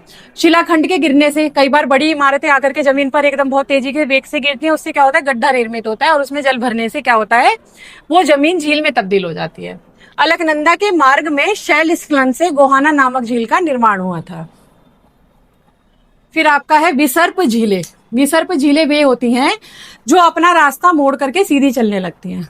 ठीक है, जैसे हमने पढ़ा था यू कट मारती हैं, टर्न मारती हैं झीलें, तो ये क्या करती हैं निचली खाड़ी में जाकर के ये झीलें जो इनके सिरे हैं वो कट जाते हैं और ये सीधे मार्ग से जाना स्टार्ट कर देती हैं। और उसके बाद क्या होता है पश्चिम बंगाल में उन्हें बील कहते हैं। ठीक है, मध्य में निचली घाटी में ऐसी अनेक झीलें पाई गई हैं। अनूप या लैगून झीलें। नदियों के मुहाने पर समुद्री लहरों तथा पवनों की क्रिया से बालू के टीले बन जाते हैं। इनके पीछे एकत्रित जल लैगून के रूप में अवशिष्ट रहता है और उड़ीसा का चिल्का झील भी इसी का एक उदाहरण है। अब ये है भारत की कुछ प्रमुख झीलें जो सबसे ज्यादा प्रमुख हैं और हर जगह पर देखी जा सकती हैं। आप देखेंगे कई राज्यों में पाई जाती हैं। जैसे सबसे पहले देखिए भारत की प्रमुख झीलें और संबंधित राज्यों की सूची। सबसे पहले है इसमें जसमंद झील जो राजस्थान में है, पिछौला झील ये भी राजस्थान में है। फिर उसके बाद है लुनकसर झील ये भी राजस्थान में है। फिर आती है डिंडवाना झील ये भी राजस्थान में है। फिर पुलकिट झील तमिलनाडु, उट्टी झील तमिलनाडु, येरकाउड ये भी तमिलनाडु में है। हुसैन सागर झील आंध्र प्रदेश, कैलूरा झील ये भी आंध्र प्रदेश में है। नागार्जुन झील ये भी आंध्र प्रदेश, निजाम सागर झील ये भी आंध्र प्रदेश में है। जय संबत ये राजस्थान की झील है। सांबर झील ये भी राजस्थान में है। फतेह सागर झील ये सभी इंपॉर्टेंट झील हैं और ये हर पेपर में पूछी गई हैं कई बार। ठीक है, किसी ना किसी पेपर में ये हमेशा पूछी गई हैं इनमें से सभी। तो फतेह सागर झील ये राजस्थान में है। फिर पंचपदरा ये भी राजस्थान में है। फिर नक्की झील है वो भी राजस्थान में है। फिर आती है मुख्य झीलों में से पुष्कर झील राजस्थान में। आप देखेंगे राजस्थान में बहुत सारी झीलें हैं जिन्होंने अपना विस्तार आज भी बनाया हुआ है। फिर उसके बाद धैबार झील ये भी राजस्थान में है। डल झील जम्मू कश्मीर, वूलर ये भी जम्मू कश्मीर में है। सोमोरारी ये जम्मू कश्मीर की झील है। लोकटक मणिपुर, सात ताल उत्तराखंड, नैनीताल, ये भी उत्तराखंड में है। फिर नौकुचिया ताल, ये भी उत्तराखंड में है। फिर चंद्रा, हिमाचल प्रदेश की एक झील है। खजियार, ये भी हिमाचल प्रदेश की झील है। ब्रह्मा सरोवर, हरियाणा की झील है। फिर कोयला, ये महाराष्ट्र की झील है। फिर उसके बाद आपका आता है अस्टामुंडी झील, ये केरल की झील है। फिर आता है मायेम, ये गोवा की झील है। फिर संगमी, ये सिक्किम में है। चिल्का झील, उड़ीसा। रूपकुंड, उत्तराखंड। भीमताल, ये उत्तराखंड की झील है। फिर राकसताल, ये भी उत्तराखंड की झील है। सूरजकुंड, हरियाणा। रेणुका, हिमाचल प्रदेश। लोनार, महाराष्ट्र। बेम्बनाड, ये केरल की एक झील है। फिर उसके बाद आता है आपका कुकराहल्ली, कर्नाटक। शेषनाग झील, जम्मू कश्मीर। फिर क्योंकि भारत एक ना बहुत बड़ा देश है और इसमें विस्तार बहुत ज्यादा है, जैसे फिर उसके बाद है मानसबल झील, ये जम्मू कश्मीर में है। भारत की झील संबंधी महत्वपूर्ण तथ्य है, अब इनको भी समझने की जरूरत है। कश्मीर की वूलर झील झेलम नदी पर बनी गोखुर झील है, यह भारत की मीठे पानी की सबसे बड़ी झील है। ये पूछा जाता है, मीठे पानी की सबसे बड़ी झील बताइए, खारे पानी की सबसे बड़ी झील बताइए, सबसे बड़ी झील बताइए, सबसे छोटी झील बताइए, ये सब पूछा जाता है, बार बार पूछा जाता है। चिल्का झील खारे पानी की भारत की सबसे बड़ी झील है। इस लैगून झील में नौसेना का प्रशिक्षण केंद्र भी है। ज्वालामुखी क्रिया द्वारा निर्मित महाराष्ट्र के बुल्ढाना की लोनार झील एक क्रेटर झील है। उसके बाद आता है आपका उकाई, गुजरात। ताप्ती नदी पर स्थित मानव निर्मित झील है। फिर उसके बाद स्टेनले जलाशय तमिलनाडु में कावेरी नदी पर बने मेट्टूर बांध के पीछे बनी झील है। फिर बेम्बनाड, ऊपर हमने पढ़ी थी झील और राज्य, लेकिन इस समय हम पढ़ रहे हैं झीलों से संबंधित जितने भी और विस्तृत प्रश्न आपको देखने के लिए मिल सकते हैं, या कुछ ऐसे प्रश्न मिल सकते हैं जो इंटरप्रेट करके कई बार पूछ लेती है गवर्नमेंट किसी भी एग्जाम में। तो इस तरीके से भी आपको इसको पढ़ के जाने की एक बार बहुत ज्यादा आवश्यकता है। तो उसके बाद आता है आपका राणा प्रताप सागर, जवाहर सागर एवं गांधी सागर, ये चंबल नदी पर स्थित झीलें हैं। गोविंद वल्लभ पंत सागर, उत्तर प्रदेश एवं छत्तीसगढ़। सोन की सहायक नदी रिहंद पर बनाई गई झील है। पेरियार झील एक कृत्रिम झील है। कृत्रिम झील का मतलब क्या होता है? कृत्रिम झील, आर्टिफिशियल लेक।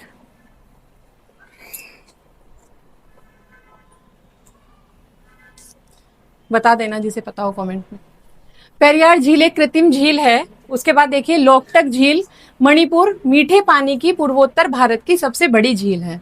इस झील में किबुल लामजॉय नामक तैरता हुआ राष्ट्रीय पार्क है। मोस्ट इंपॉर्टेंट प्रश्न है, बार बार पूछे गए प्रश्न है, इनको कुछ भी स्किप करने की जल्दबाजी ना दिखाएं, बहुत ज्यादा स्किप करने की गलती ना करें, हर एक इंपॉर्टेंट प्रश्न है और बार बार पूछे गए प्रश्न है ये। राष्ट्रीय झील संरक्षण परियोजना का आरंभ केंद्रीय वन एवं पर्यावरण मंत्रालय द्वारा जून 2001 में किया गया है। भारत की सबसे बड़ी कृत्रिम झील गोविंद सागर झील है। यह पंजाब के रोपड़ जिले में सतलज नदी पर स्थित भाखड़ा नागल परियोजना के तहत बने बांध से निर्मित हुआ है। भारत की सबसे बड़ी कृत्रिम झील कौन सी है? गोविंद सागर झील है। यह पंजाब के रोपड़ जिले में है। कहां पर? पंजाब के रोपड़ जिले में सतलज नदी पर स्थित भाखड़ा नागल परियोजना के तहत बने बांध से निर्मित हुई है। ठीक है, जब बांध बना रहे थे तो उसी के पास ये झील निर्मित हो गई थी। सांबर एवं डीलवाना लार मरुस्थल के पूर्वी सिरे पर खारे पानी की झीलें हैं। सांबर झील, बोल्सन एवं डिडवाना झील प्लाया का उदाहरण है। ठीक है, किसका उदाहरण है? प्लाया का। प्लाया अगर आप लोग जानते हैं तो मुझे जरूर बताएं कमेंट सेक्शन में, नहीं तो नेक्स्ट वीडियो में इसको क्लियर कर दिया जाएगा प्लाया किसे कहते हैं। प्लाया होता है एक तरीके का जब पानी बहुत समय तक रुका रहता है और उसके ऊपर एक परत जम जाती है, उसे प्लाया बोलते हैं वैसे। अब इसी सीरीज में नेक्स्ट है आपके पास जो आने वाली है वीडियो, वो है भारत की नदियां। तो भारत की मुख्य नदियां, जिसमें सबसे पहले आती है सिंधु नदी। सिंधु नदी का उद्गम तिब्बती क्षेत्र में कैलाश पर्वत, और ये बहुत मोस्ट इंपॉर्टेंट है, किसी भी आप सरकारी एग्जाम में बैठेंगे तो नदियों से रिलेटेड 1 से 2 प्रश्न आपको जरूर से देखने को मिलता है। और भारत के निवासी सभी को पता होना चाहिए भारत की प्रमुख नदियां कौन कौन सी हैं। तो शुरू करते हैं सिंधु नदी से। सभी को पता होगा, इंडस वैली सिविलाइजेशन सभी ने पढ़ा होगा, तो ये वहीं से रिलेटेड एक नदी है जो वहीं से रिलेट करती है उसी सिविलाइजेशन से, सिंधु नदी। इनका उद्गम तिब्बती क्षेत्र में कैलाश पर्वत श्रेणी में बोखर चू के निकट एक हिमनद से होता है जो 4164 मीटर की ऊंचाई पर स्थित है। तिब्बत में इसे सिंधी खंबान या शेरमुख कहते हैं। ठीक है, इनका नाम भी ध्यान रखना, तिब्बत में इन्हें क्या नाम दिया गया है। सिंधु नदी कराची के पूर्व में अरब सागर में जाकर गिरती हैं। नदियों की सीरीज में जो सबसे विशेष नदी आती है वो आती है सतलज नदी। सतलज नदी का उद्गम कहाँ से हुआ है ये समझते हैं। सबसे पहले सतलज नदी का उद्गम हुआ है तिब्बत में कैलाश पर्वत के दक्षिण में स्थित मानसरोवर झील के समीप राक्षस ताल से। ठीक है, ये समझ में आ गया कहां से हुआ है। कैलाश पर्वत के दक्षिण में स्थित मानसरोवर झील के समीप राक्षस ताल से इसका उद्गम हुआ है। उद्गम का मतलब होता है जब से इन्होंने चलना या प्रवाह करना शुरू करा है वहां से इनका शुरुआत हुई है। विलय होता है जहां पर जाकर के ये दूसरी नदी में गिर जाती हैं, जैसे मिल जाती हैं, वो अब आगे पढ़ेंगे कहां पर इनका विलय होता है। पर्वतीय क्षेत्र को पार करने के बाद पंजाब में रूपनगर के निकट यह मैदानी भाग में प्रवेश करती हैं। यह रावी, चेनाब और झेलम नदियों का संयुक्त जल एकत्रित करके पाकिस्तान में मिथनकोट नामक स्थान पर सिंधु नदी में जाकर के मिल जाती हैं, गिर जाती हैं या इनका विलय हो जाता है। एक ही शब्द है। अब इसी सीरीज में नेक्स्ट आती है झेलम नदी। झेलम नदी यह कश्मीर की घाटी के दक्षिण पूर्व में 4900 मीटर की ऊंचाई पर स्थित बिरीनाग के निकट झरने से निकलती हैं। कहां से निकलती हैं? कश्मीर की घाटी के दक्षिण पूर्व में 4900 मीटर की ऊंचाई पर स्थित बिरीनाग के निकट झरने से निकलती हैं। ये झरने से निकलने वाली, इनका उद्गम कहां से हुआ है? एक झरने से हुआ है। ये ध्यान देने वाली चीज है। कश्मीर में बहुत सी नदियां इससे आकर मिलती हैं। पाकिस्तान में प्रवेश करने से पहले यह नदी श्रीनगर और वुलर झील से बहते हुए एक तंग व गहरे महाखंड से गुजरती है और पाकिस्तान में झंग के निकट यह चेनाब नदी में जाकर मिल जाती है। कहां पर मिल जाती है? चेनाब नदी में जाकर के। ये इंपॉर्टेंट चीजें हैं। सबसे पहले इनका उद्गम स्थान देखना है, फिर ये विलय कहां पर होती है, इनकी लंबाई कितनी मीटर है, ऊंचाई कितनी मीटर है, ये आपको पता होना चाहिए। उसके बाद देखिए चेनाब या चंद्रभागा। चेनाब सिंधु की सबसे बड़ी सहायक नदी है। यह चंद्रा और भागा दो नदियों के मिलने से बनती है, इसीलिए इसे चंद्रभागा कहते हैं। रावी नदी। रावी नदी सिंधु की एक अन्य सहायक नदी है। यह हिमालय प्रदेश की कुल्लू पहाड़ियों में रोहतांग दर्रे के पश्चिम से निकलती हैं और राज्य की चंबा घाटी से बहती हैं। ये अपने उद्गम स्थान से शुरू होकर पाकिस्तान में मुल्तान के निकट चेनाब नदी के साथ मिलने तक यह 720 किलोमीटर की दूरी को तय करती हैं। कितनी दूरी तय करती हैं? 720 किलोमीटर की दूरी तय करती हैं। फिर बात करते हैं व्यास नदी। यह नदी हिमालय में स्थित रोहतांग दर्रे में 4067 मीटर की ऊंचाई पर स्थित व्यास कुंड से निकलती है और पूरे सिंधु प्रवाह तंत्र में व्यास ही एक ऐसी नदी है जो पूर्णतः भारत में बहती है। मोस्ट इंपॉर्टेंट प्रश्न बनता है, भारत में पूर्ण रूप से बहने वाली नदी कौन सी है? व्यास नदी है। कहां से निकलती है? हिमालय के रोहतांग दर्रे से 4067 मीटर की ऊंचाई पर स्थित व्यास कुंड से निकलती हैं। ये इंपॉर्टेंट है इसका पूरा पार्ट। आगे देखिए गंगा नदी। यह उत्तरी भारत की सबसे प्रमुख नदी है। कहाँ की है? उत्तरी भारत की सबसे प्रमुख नदी गंगा। इनके अपवाह क्षेत्र में भारत के सबसे घने बसे और उपजाऊ राज्य उत्तर प्रदेश, बिहार और पश्चिम बंगाल आते हैं। ठीक है, घने बसे यानी आबादी वाले क्षेत्रों से होकर के गुजरती हैं और कहाँ तक पहुंचती हैं? बिहार और पश्चिम बंगाल आते आते सबको क्रॉस करके ये हिमालय तक पहुंचती हैं। आगे देखो यमुना।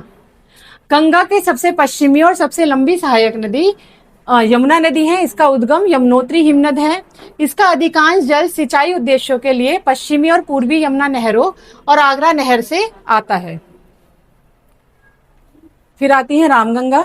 यह नदी गैरसेन के निकट गढ़वाल की पहाड़ियों से निकलने वाली अपेक्षाकृत छोटी नदी है। अंत में कन्नौज के निकट यह गंगा नदी में मिल जाती हैं। काली गंगा, शारदा, सरजू नदी। इस नदी का उद्गम नेपाल के हिमालय से मिलन हिमनद में है। यह भारत नेपाल सीमा के साथ बहती हुई, जहाँ काली या चाइक कहा जाता है, घाघरा नदी में मिल जाती है। कहाँ पर मिलती है ये? घाघरा नदी में मिल जाती है। आगे देखिए घाघरा नदी पहाड़ी क्षेत्र में कर्णाली या कोरियाला और मैदान में घाघरा कहलाती है। इनके दूसरे नाम क्या है? कर्णाली या कोरियाला। शारदा नदी इससे मैदान में मिलती है और अंत में छपरा बिहार में यह गंगा नदी में विलीन हो जाती है। कहाँ पे विलीन हो जाती है? गंगा नदी में। फिर देखिए गंडक नदी। यह नदी दो धाराओं काली गंडक और त्रिशूल गंगा के मिलने से बनती है। बिहार के चंपारण जिले में यह गंगा नदी में प्रवेश करती है और पटना के निकट सोनपुर में गंगा नदी में जाकर वापस से मिल जाती है। यह नदी दो धाराओं काली गंडक और त्रिशूल गंगा के मिलने से बनती है। बिहार के चंपारण जिले में यह गंगा मैदान में प्रवेश करती है और पटना के निकट सोनपुर में गंगा नदी में जा कर मिल जाती है। फिर उसके बाद आता है कोसी नदी। यह गंगा की सबसे बड़ी सहायक नदियों में से एक है। इसका उद्गम तिब्बत में माउंट एवरेस्ट के उत्तर में है। ठीक है, कहाँ से निकलती हैं ये, इनका उद्गम कहाँ से हुआ है? माउंट एवरेस्ट के उत्तर से निकलती हैं, जहां से इसकी मुख्य धारा अरुण निकलती है और इस नदी में बाढ़ें बहुत आती हैं, जिससे अपार जन धन में हानि होती है। इसीलिए इसे शोक की नदी भी कहा जाता है। कोसी नदी को शोक की नदी भी कहा जाता है। हेलो स्टूडेंट्स, कैसे हैं आप सभी? आशा है सभी अच्छे होंगे और आप सभी की पढ़ाई बहुत अच्छे से चल रही होगी। जितने भी लोग तैयारी कर रहे हैं हमारे चैनल से, सभी का बहुत बहुत स्वागत है आपके अपने चैनल कनिका क्लासेस में। जो लाइव लेते हैं वो भी, जो नए जुड़ेंगे वो भी, जो पहली बार मेरी वीडियो को देखेंगे, तो हमारा जो आधार है वो सभी प्रतियोगी परीक्षाएं हैं, जितनी भी होती हैं A से D ग्रेड तक, ग्रुप तक जितनी भी होंगी, वो सभी की तैयारी हम लोग कराते हैं। और सारी डिटेल वीडियो आपको मिलेंगी हर एक सब्जेक्ट की, A to Z जितने भी सब्जेक्ट पूछे जाते हैं, चाहे वो आपका जीके हो, जीएस हो, चाहे सीटेट की तैयारी हो, सभी आपको एक ही चैनल पे मिल जाएगी। और साथ ही साथ आप करंट अफेयर के लिए भी अलग से एक और चैनल हम साथ में लिंक देंगे, उसको आप लोग जाकर के ज्वाइन कर सकते हैं, उसको फॉलो कर सकते हैं। वहां से आपको 1 ईयर 2 ईयर के पूरे करंट अफेयर मिल जाएंगे, डेट वाइज, साथ के साथ मंथ वाइज। चलिए, तो जैसा कि आज का वीडियो आप देख पा रहे होंगे टाइटल में कि भारत भौगोलिक स्थिति और विस्तार, तो आज का जो हमारा टाइटल है वैसे ही हमारी वीडियो रहने वाली है। आज की वीडियो में हम टोटल डिस्क्राइब करेंगे भारत को पूर्ण रूप से, भारत का विस्तार, भारत की भौगोलिक स्थिति, और साथ के साथ जैसे जैसे भारत के अंदर चीजें पाई जाती हैं सभी को एक ही वीडियो के अंदर हम देखने वाले हैं। यानी देखा जाए तो ये एक वीडियो आपका पूरा टॉपिक कवर कर देगी, भारत से रिलेटेड जितना भी होगा। हाँ जी, तो जिस तरीके से आप देख पा रहे हैं, जो आज का हमारा टाइटल दिखाई दे रहा है, भारत भौगोलिक स्थिति और उसका विस्तार। ठीक है, तो ज्योग्राफी की क्लास रहने वाली है, साथ के साथ ही हम देखेंगे इसके अंदर टोटल ज्योग्राफी के अंदर जितनी चीजें पाई जाती हैं भारत का विस्तार में। यानी हम आज की जो वीडियो, अगर हम ये कहें भारत के भूगोल को आपको पूर्ण रूप से समझाती है, तो कुछ गलत नहीं होगा इसमें। तो जैसा कि आप देख पा रहे हैं, भारत, सबसे पहले भारत की भौगोलिक स्थिति और विस्तार।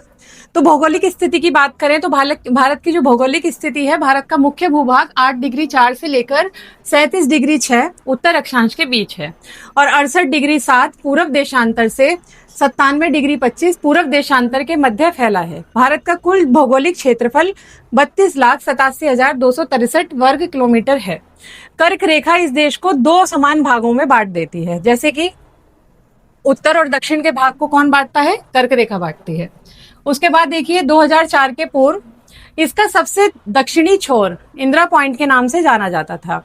यह 2004 की सुनामी लहरों में जलमग्न हो गया। देश का अक्षांशीय और देशांतरीय विस्तार लगभग कितना है? 30 डिग्री है। उसके बाद देशांतरीय विस्तार का प्रभाव भी भारत के समय पर पड़ता है, क्योंकि देश के बीचों में जब अंतर आना स्टार्ट हो जाता है तो समय पे क्या पड़ता है? उसका पूर्ण रूप से प्रभाव पड़ता है।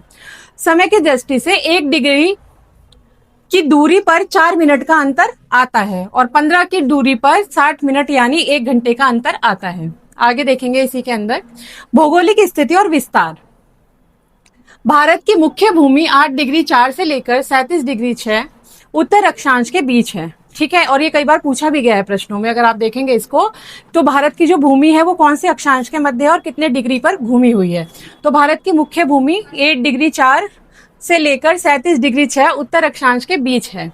भारत का देशांतरीय विस्तार 68 डिग्री 7 पूर्व देशांतर से 97 डिग्री 25 पूर्व देशांतर के मध्य में फैला हुआ है। आगे देखिए, कर्क रेखा से बार बार पूछा जाने वाला प्रश्न है ये, और ये जितने भी हम लोग इसमें लेकर के आए ना इंपॉर्टेंट नोट से, बार बार रिपीटेड है, बार बार पूछे जाते हैं एग्जाम में।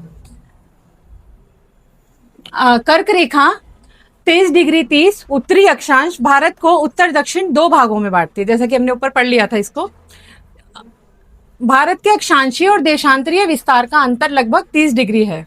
भारत का पूर्व पश्चिम विस्तार 2,933 किलोमीटर तथा उत्तर दक्षिण विस्तार 3,214 किलोमीटर है। 22 डिग्री उत्तर अक्षांश के दक्षिण भारत का पूर्व पश्चिम विस्तार घटता गया है। जैसे जैसे भारत का अक्षांश दक्षिण भारत का पूर्व पश्चिम विस्तार करता है, उससे क्या होता है? इसका विस्तार घटता जाता है, यानी इसका जो एक अनुपातित वर्गीकरण है वो धीरे धीरे कम होता चला जाता है। भारत के दक्षिणतम बिंदु कन्याकुमारी के निकट बंगाल की खाड़ी, अरब सागर और हिंद महासागर का संगम है। कहां पर मिल जाती है ये जाकर के? भारत के दक्षिणतम बिंदु कहां पर? कन्याकुमारी के निकट बंगाल की खाड़ी में। तो देखने जा रहे हैं हम भारत की प्रमुख झीलें। प्रमुख झीलें का मतलब ये है कि भारत के जो विस्तार से भारत के जो प्रमुख झीलें हैं, जो जिन्होंने अपना बहुत ज्यादा अस्तित्व बनाया हुआ है प्राचीन काल से आज तक भारत के अंदर। तो मेजर लेक्स ऑफ इंडिया एक ही झलक में देख लेंगे सारी जितनी भी इंपॉर्टेंट झीलें हैं भारत में। सबसे पहले देखते हैं झीलों का निर्माण होता कैसे है। तो झीलों का निर्माण, इसको समझने की जरूरत है। झीलों का निर्माण अनेक कारणों से होता है। भारत में झीलों को हिमालय, राजस्थान की तथा दक्षिण भारत की झीलों में वर्गीकृत किया जा सकता है। उसके बाद आता है आपका भूगार्भिक क्रिया से बनी झीलें। पहाड़ों से बर्फ, पत्थर आदि भूमि पर गिरने से धरातल पर विशाल गड्ढे बन जाते हैं। इनमें जल भरने से जो झीलें बनती हैं उन्हें भूगार्भिक झीलें बोलते हैं। जैसे क्या होता है, बहुत ज्यादा पानी होने से जो गड्ढे होते हैं उनमें पानी भर जाता है और रुका हुआ पानी झीलों में तब्दील हो जाता है। जैसे कश्मीर की वूलर और कुमायूं झील भी इसी का एक बहुत अच्छा उदाहरण है। ज्वालामुखी क्रिया से निर्मित झीलें। ज्वालामुखी क्रिया से निर्मित झीलों का मतलब होता है जब ज्वालामुखी विस्फोट करती है तो उसके आसपास के एरिया में बहुत बड़े बड़े गड्ढे हो जाते हैं और वो गड्ढे क्या करते हैं पानी जमा करने के कारण उसमें पानी का निकास रुक जाता है और उसके बाद वो झीलों में तब्दील हो जाते हैं। और इसका एक मुख्य उदाहरण देखा जाए तो महाराष्ट्र की लोनार झील इसी प्रकार से बनी है। फिर है बहुत ही मुख्य झील हिमानी निर्मित झीलें। हिमनदों द्वारा निर्मित गतों में हिम के पिघले हुए जल के इस प्रकार की झीलों का निर्माण होता है। हिम नदी यानी कि जब बर्फ का पानी पिघल करके गड्ढों में भर जाता है और वो थोड़े समय बाद बर्फ से पिघल करके जल में तब्दील हो जाता है, वो हिम नदी जल कहलाता है। इसी प्रकार से कुमायूं, हिमालय में नैनीताल आदि झीलें इसके प्रमुख उदाहरण हैं। कभी कभी हिम नदी के पिघले हुए जल को झिलोड़ झीलों का निर्माण होता है। पीर पंजाल श्रेणी के उत्तरी पूर्वी ढालों पर ऐसी ही झीलें पाई जाती हैं। उसके बाद देखिए पवन क्रिया से बनी झीलें। ऐसी झीलें जो बालू के साथ उड़ करके आए हुए एक टीले के पीछे बन जाती है, अपना अस्तित्व जमा लेते हैं। जैसे बहुत सारी मिट्टी आ जाती है, पवनों के साथ उड़ करके बहुत सारा बालू आ जाता है, वो क्या करता है एक टीले बना लेता है। टीले मतलब पहाड़ी नुमा एक आकार उनको दे देता है और उसके पीछे जो गड्ढे होते हैं या उनके बीच में जो गड्ढे होते हैं वहां पे पानी जमा होने से पवन क्रिया से बनी झीलें इकट्ठी हो जाती है। जैसे इसके अंदर आता है आपका, इन्हें लवण की परतें एक जगह इकट्ठी हो जाती हैं और फलस्वरूप खारी झीलें बन जाती हैं। राजस्थान की सांबर, डींडवाना, पंचभद्रा ऐसी ही झीलें हैं।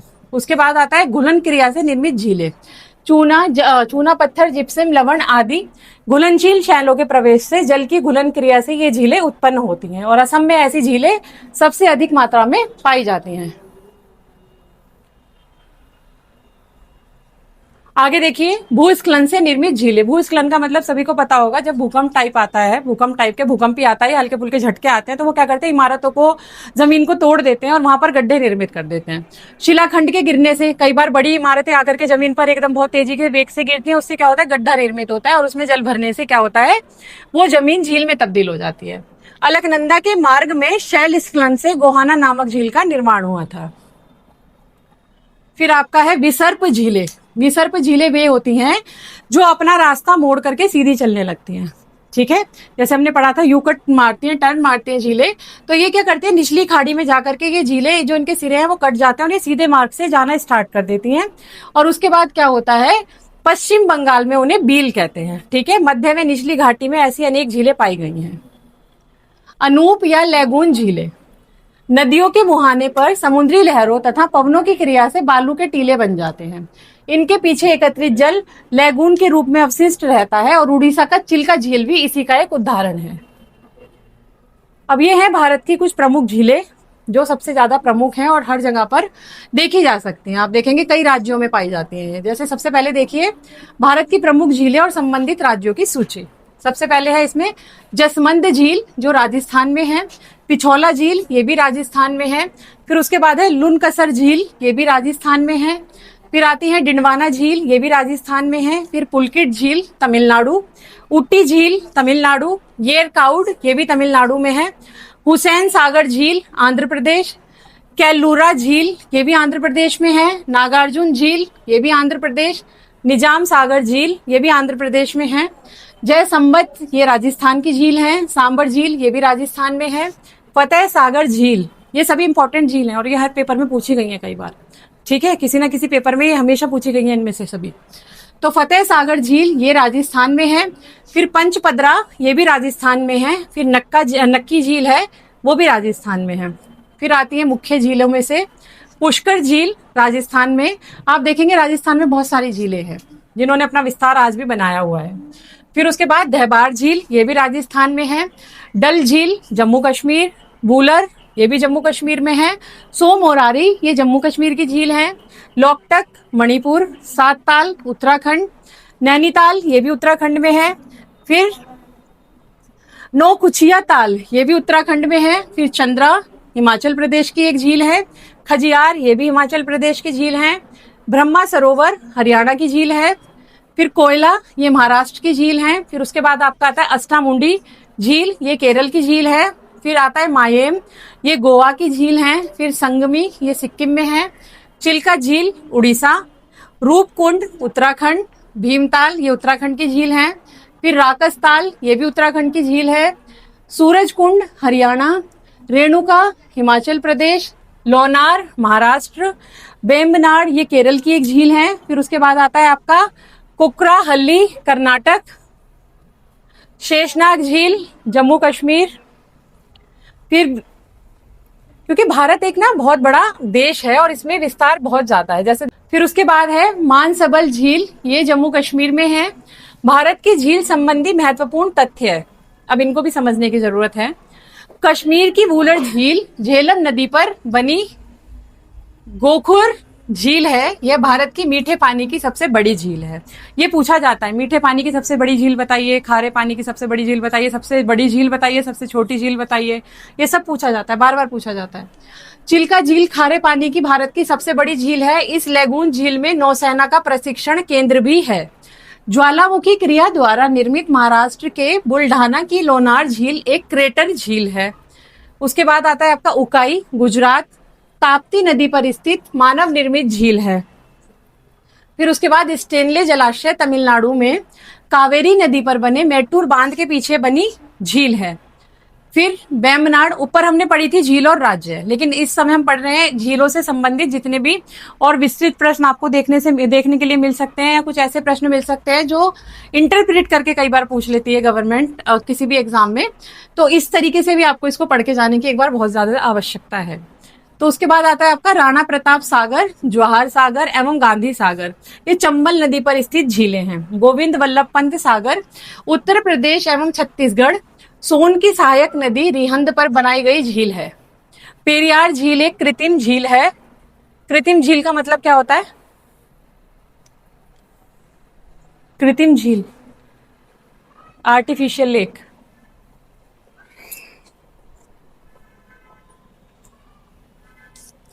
बता देना जिसे पता हो कमेंट में। पेरियार झील एक कृत्रिम झील है। उसके बाद देखिए लोकटक झील मणिपुर, मीठे पानी की पूर्वोत्तर भारत की सबसे बड़ी झील है। इस झील में किबुल लामजॉय नामक तैरता हुआ राष्ट्रीय पार्क है। मोस्ट इंपॉर्टेंट प्रश्न है, बार बार पूछे गए प्रश्न है, इनको कुछ भी स्किप करने की जल्दबाजी ना दिखाएं, बहुत ज्यादा स्किप करने की गलती ना करें, हर एक इंपॉर्टेंट प्रश्न है और बार बार पूछे गए प्रश्न है ये। राष्ट्रीय झील संरक्षण परियोजना का आरंभ केंद्रीय वन एवं पर्यावरण मंत्रालय द्वारा जून 2001 में किया गया है। भारत की सबसे बड़ी कृत्रिम झील गोविंद सागर झील है। यह पंजाब के रोपड़ जिले में सतलज नदी पर स्थित भाखड़ा नागल परियोजना के तहत बने बांध से निर्मित हुआ है। भारत की सबसे बड़ी कृत्रिम झील कौन सी है? गोविंद सागर झील है। यह पंजाब के रोपड़ जिले में है। कहां पर? पंजाब के रोपड़ जिले में सतलज नदी पर स्थित भाखड़ा नागल परियोजना के तहत बने बांध से निर्मित हुई है। ठीक है, जब बांध बना रहे थे तो उसी के पास ये झील निर्मित हो गई थी। सांबर एवं डीलवाना लार मरुस्थल के पूर्वी सिरे पर खारे पानी की झीलें हैं। सांबर झील, बोल्सन एवं डिडवाना झील प्लाया का उदाहरण है। ठीक है, किसका उदाहरण है? प्लाया का। प्लाया अगर आप लोग जानते हैं तो मुझे जरूर बताएं कमेंट सेक्शन में, नहीं तो नेक्स्ट वीडियो में इसको क्लियर कर दिया जाएगा प्लाया किसे कहते हैं। प्लाया होता है एक तरीके का जब पानी बहुत समय तक रुका रहता है और उसके ऊपर एक परत जम जाती है, उसे प्लाया बोलते हैं वैसे। अब इसी सीरीज में नेक्स्ट है आपके पास जो आने वाली है वीडियो, वो है भारत की नदियां। तो भारत की मुख्य नदियां, जिसमें सबसे पहले आती है सिंधु नदी। सिंधु नदी का उद्गम तिब्बती क्षेत्र में कैलाश पर्वत, और ये बहुत मोस्ट इंपॉर्टेंट है, किसी भी आप सरकारी एग्जाम में बैठेंगे तो नदियों से रिलेटेड 1 से 2 प्रश्न आपको जरूर से देखने को मिलता है। और भारत के निवासी सभी को पता होना चाहिए भारत की प्रमुख नदियां कौन कौन सी हैं। तो शुरू करते हैं सिंधु नदी से। सभी को पता होगा, इंडस वैली सिविलाइजेशन सभी ने पढ़ा होगा, तो ये वहीं से रिलेटेड एक नदी है जो वहीं से रिलेट करती है उसी सिविलाइजेशन से, सिंधु नदी। इनका उद्गम तिब्बती क्षेत्र में कैलाश पर्वत श्रेणी में बोखर चू के निकट एक हिमनद से होता है, जो 4164 मीटर की ऊंचाई पर स्थित है। तिब्बत में इसे सिंधी खंबान या शेरमुख कहते हैं। ठीक है, इनका नाम भी ध्यान रखना, तिब्बत में इन्हें क्या नाम दिया गया है। सिंधु नदी कराची के पूर्व में अरब सागर में जाकर गिरती हैं। नदियों की सीरीज में जो सबसे विशेष नदी आती है वो आती है सतलज नदी। सतलज नदी का उद्गम कहाँ से हुआ है ये समझते हैं। सबसे पहले सतलज नदी का उद्गम हुआ है तिब्बत में कैलाश पर्वत के दक्षिण में स्थित मानसरोवर झील के समीप राक्षस ताल से। ठीक है, ये समझ में आ गया कहाँ से हुआ है। कैलाश पर्वत के दक्षिण में स्थित मानसरोवर झील के समीप राक्षस ताल से इसका उद्गम हुआ है। उद्गम का मतलब होता है जब से इन्होंने चलना या प्रवाह करना शुरू करा है, वहां से इनका शुरुआत हुई है। विलय होता है जहां पर जाकर के ये दूसरी नदी में गिर जाती हैं, जैसे मिल जाती हैं, वो अब आगे पढ़ेंगे कहां पर इनका विलय होता है। पर्वतीय क्षेत्र को पार करने के बाद पंजाब में रूपनगर के निकट यह मैदानी भाग में प्रवेश करती हैं। यह रावी, चेनाब और झेलम नदियों का संयुक्त जल एकत्रित करके पाकिस्तान में मिथनकोट नामक स्थान पर सिंधु नदी में जाकर के मिल जाती हैं, गिर जाती हैं, या इनका विलय हो जाता है। एक ही शब्द है। अब इसी सीरीज में नेक्स्ट आती है झेलम नदी।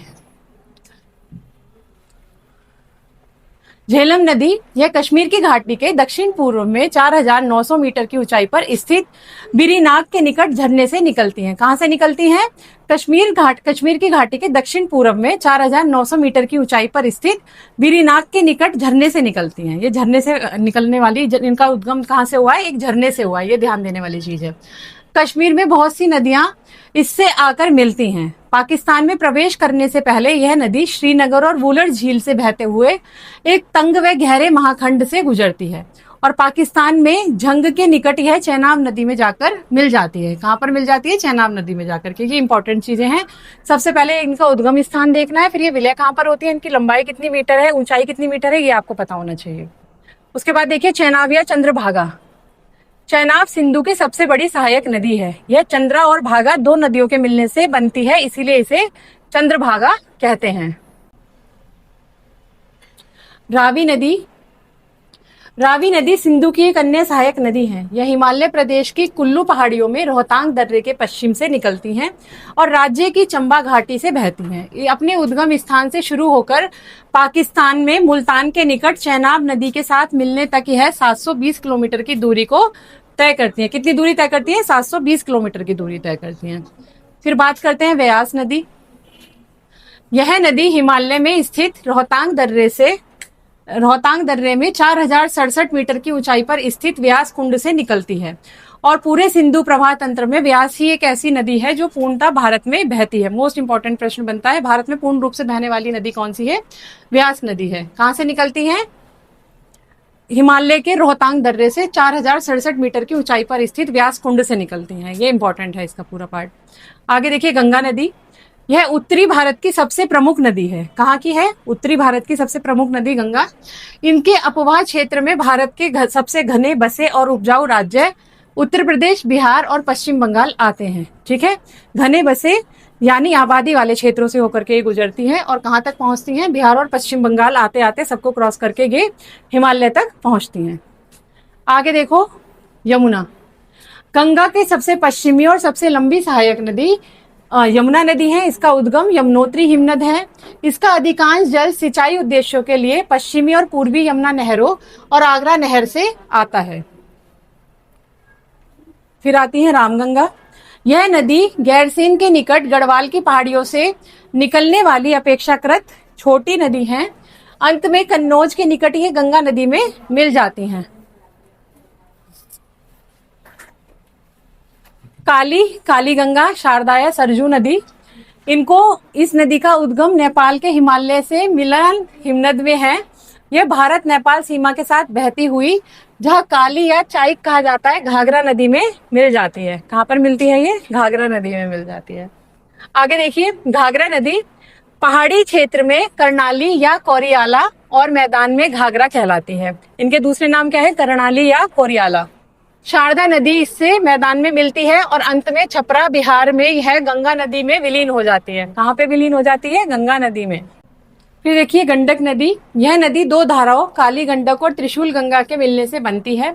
बिहार के चंपारण जिले में यह गंगा नदी में प्रवेश करती है और पटना के निकट सोनपुर में गंगा नदी में जाकर वापस से मिल जाती है।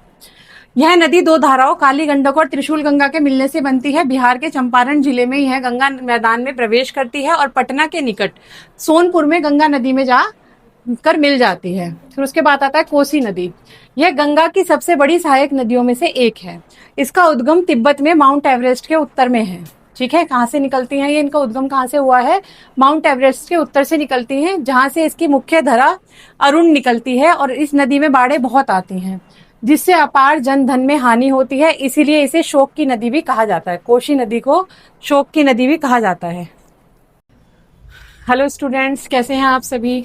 आशा है सभी अच्छे होंगे और आप सभी की पढ़ाई बहुत अच्छे से चल रही होगी। जितने भी लोग तैयारी कर रहे हैं हमारे चैनल से, सभी का बहुत बहुत स्वागत है आपके अपने चैनल कनिका क्लासेस में। जो लाइव लेते हैं वो भी, जो नए जुड़ेंगे वो भी, जो पहली बार मेरी वीडियो को देखेंगे, तो हमारा जो आधार है वो सभी प्रतियोगी परीक्षाएं हैं, जितनी भी होती हैं A से D ग्रेड तक, ग्रुप तक जितनी भी होंगी, वो सभी की तैयारी हम लोग कराते हैं। और सारी डिटेल वीडियो आपको मिलेंगी हर एक सब्जेक्ट की, A to Z जितने भी सब्जेक्ट पूछे जाते हैं, चाहे वो आपका जीके हो, जीएस हो, चाहे सीटेट की तैयारी हो, सभी आपको एक ही चैनल पे मिल जाएगी। और साथ ही साथ आप करंट अफेयर के लिए भी अलग से एक और चैनल हम साथ में लिंक देंगे, उसको आप लोग जाकर के ज्वाइन कर सकते हैं, उसको फॉलो कर सकते हैं। वहां से आपको 1 ईयर 2 ईयर के पूरे करंट अफेयर मिल जाएंगे, डेट वाइज, साथ के साथ मंथ वाइज। चलिए, तो जैसा कि आज का वीडियो आप देख पा रहे होंगे टाइटल में कि भारत भौगोलिक स्थिति और विस्तार, तो आज का जो हमारा टाइटल है वैसे ही हमारी वीडियो रहने वाली है। आज की वीडियो में हम टोटल डिस्क्राइब करेंगे भारत को पूर्ण रूप से, भारत का विस्तार, भारत की भौगोलिक स्थिति, और साथ के साथ जैसे जैसे भारत के अंदर चीजें पाई जाती हैं सभी को एक ही वीडियो के अंदर हम देखने वाले हैं। यानी देखा जाए तो ये एक वीडियो आपका पूरा टॉपिक कवर कर देगी, भारत से रिलेटेड जितना भी होगा। हाँ जी, तो जिस तरीके से आप देख पा रहे हैं, जो आज का हमारा टाइटल दिखाई दे रहा है, भारत भौगोलिक स्थिति और उसका विस्तार। ठीक है, तो ज्योग्राफी की क्लास रहने वाली है, साथ के साथ ही हम देखेंगे इसके अंदर टोटल ज्योग्राफी के अंदर जितनी चीजें पाई जाती हैं भारत का विस्तार में। यानी हम आज की जो वीडियो, अगर हम ये कहें भारत के भूगोल को आपको पूर्ण रूप से समझाती है, तो कुछ गलत नहीं होगा इसमें। तो जैसा कि आप देख पा रहे हैं, भारत, सबसे पहले भारत की भौगोलिक स्थिति और विस्तार।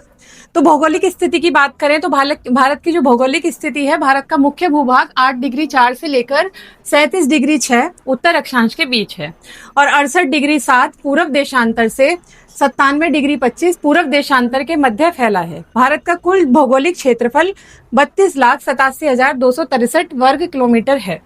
कर्क रेखा इस देश को 2 समान भागों में बांट देती है। जैसे कि उत्तर और दक्षिण के भाग को कौन बांटता है? कर्क रेखा बांटती है। उसके बाद देखिए, 2004 के पूर्व इसका सबसे दक्षिणी छोर इंदिरा पॉइंट के नाम से जाना जाता था। यह 2004 की सुनामी लहरों में जलमग्न हो गया। देश का अक्षांशीय और देशांतरीय विस्तार लगभग कितना है? 30 डिग्री है।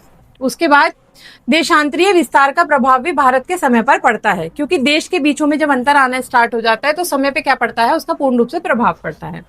समय की दृष्टि से 1 डिग्री की दूरी पर 4 मिनट का अंतर आता है, और 15 की दूरी पर 60 मिनट यानी 1 घंटे का अंतर आता है। आगे देखेंगे इसी के अंदर भौगोलिक स्थिति और विस्तार।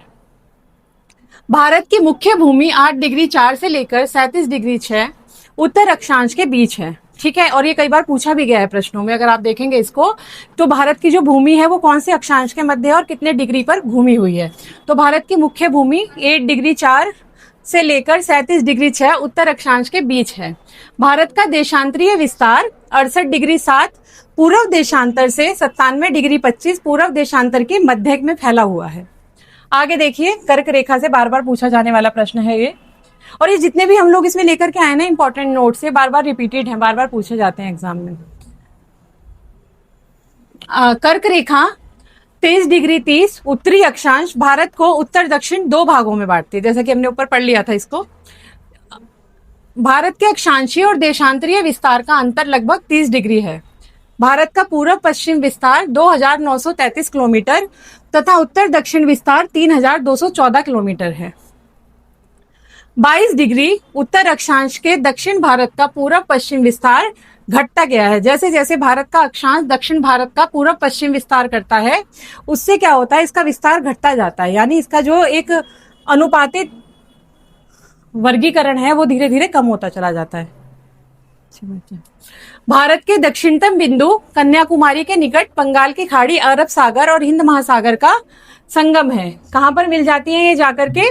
भारत के दक्षिणतम बिंदु कहां पर? कन्याकुमारी के निकट बंगाल की खाड़ी में। तो देखने जा रहे हैं हम भारत की प्रमुख झीलें। प्रमुख झीलें का मतलब ये है कि भारत के जो विस्तार से भारत के जो प्रमुख झीलें हैं, जो जिन्होंने अपना बहुत ज्यादा अस्तित्व बनाया हुआ है प्राचीन काल से आज तक भारत के अंदर। तो मेजर लेक्स ऑफ इंडिया एक ही झलक में देख लेंगे सारी जितनी भी इंपॉर्टेंट झीलें हैं भारत में। सबसे पहले देखते हैं झीलों का निर्माण होता कैसे है। तो झीलों का निर्माण, इसको समझने की जरूरत है। झीलों का निर्माण अनेक कारणों से होता है। भारत में झीलों को हिमालय, राजस्थान की तथा दक्षिण भारत की झीलों में वर्गीकृत किया जा सकता है। उसके बाद आता है आपका भूगार्भिक क्रिया से बनी झीलें। पहाड़ों से बर्फ, पत्थर आदि भूमि पर गिरने से धरातल पर विशाल गड्ढे बन जाते हैं। इनमें जल भरने से जो झीलें बनती हैं उन्हें भूगार्भिक झीलें बोलते हैं। जैसे क्या होता है, बहुत ज्यादा पानी होने से जो गड्ढे होते हैं उनमें पानी भर जाता है और रुका हुआ पानी झीलों में तब्दील हो जाता है। जैसे कश्मीर की वूलर और कुमायूं झील भी इसी का एक बहुत अच्छा उदाहरण है। ज्वालामुखी क्रिया से निर्मित झीलें। ज्वालामुखी क्रिया से निर्मित झीलों का मतलब होता है जब ज्वालामुखी विस्फोट करती है तो उसके आसपास के एरिया में बहुत बड़े बड़े गड्ढे हो जाते हैं और वो गड्ढे क्या करते हैं पानी जमा करने के कारण उसमें पानी का निकास रुक जाता है और उसके बाद वो झीलों में तब्दील हो जाते हैं। और इसका एक मुख्य उदाहरण देखा जाए तो महाराष्ट्र की लोनार झील इसी प्रकार से बनी है। फिर है बहुत ही मुख्य झील हिमानी निर्मित झीलें। हिमनदों द्वारा निर्मित गतों में हिम के पिघले हुए जल के इस प्रकार की झीलों का निर्माण होता है। हिम नदी यानी कि जब बर्फ का पानी पिघल करके गड्ढों में भर जाता है और वो थोड़े समय बाद बर्फ से पिघल करके जल में तब्दील हो जाता है, वो हिमनदी जल कहलाता है। इसी प्रकार से कुमायूं, हिमालय में नैनीताल आदि झीलें इसके प्रमुख उदाहरण हैं। कभी कभी हिम नदी के पिघले हुए जल को जिलोड़ झीलों का निर्माण होता है। पीर पंजाल श्रेणी के उत्तरी पूर्वी ढालों पर ऐसी ही झीलें पाई जाती हैं। उसके बाद देखिए पवन क्रिया से बनी झीलें। ऐसी झीलें जो बालू के साथ उड़ करके आए हुए एक टीले के पीछे बन जाती है, अपना अस्तित्व जमा लेते हैं। जैसे बहुत सारी मिट्टी आ जाती है, पवनों के साथ उड़ करके बहुत सारा बालू आ जाता है, वो क्या करता है एक टीले बना लेता है। टीले मतलब पहाड़ी नुमा एक आकार उनको दे देता है और उसके पीछे जो गड्ढे होते हैं या उनके बीच में जो गड्ढे होते हैं वहां पे पानी जमा होने से पवन क्रिया से बनी झीलें इकट्ठी हो जाती है। जैसे इसके अंदर आता है आपका, इन्हें लवण की परतें एक जगह इकट्ठी हो जाती हैं और फलस्वरूप खारी झीलें बन जाती हैं। राजस्थान की सांबर, डींडवाना, पंचभद्रा ऐसी ही झीलें हैं। उसके बाद आता है घुलन क्रिया से निर्मित झीलें। चूना पत्थर, जिप्सम, लवण आदि घुलनशील शैलों के प्रवेश से जल की घुलन क्रिया से ये झीलें उत्पन्न होती हैं और असम में ऐसी झीलें सबसे अधिक मात्रा में पाई जाती हैं।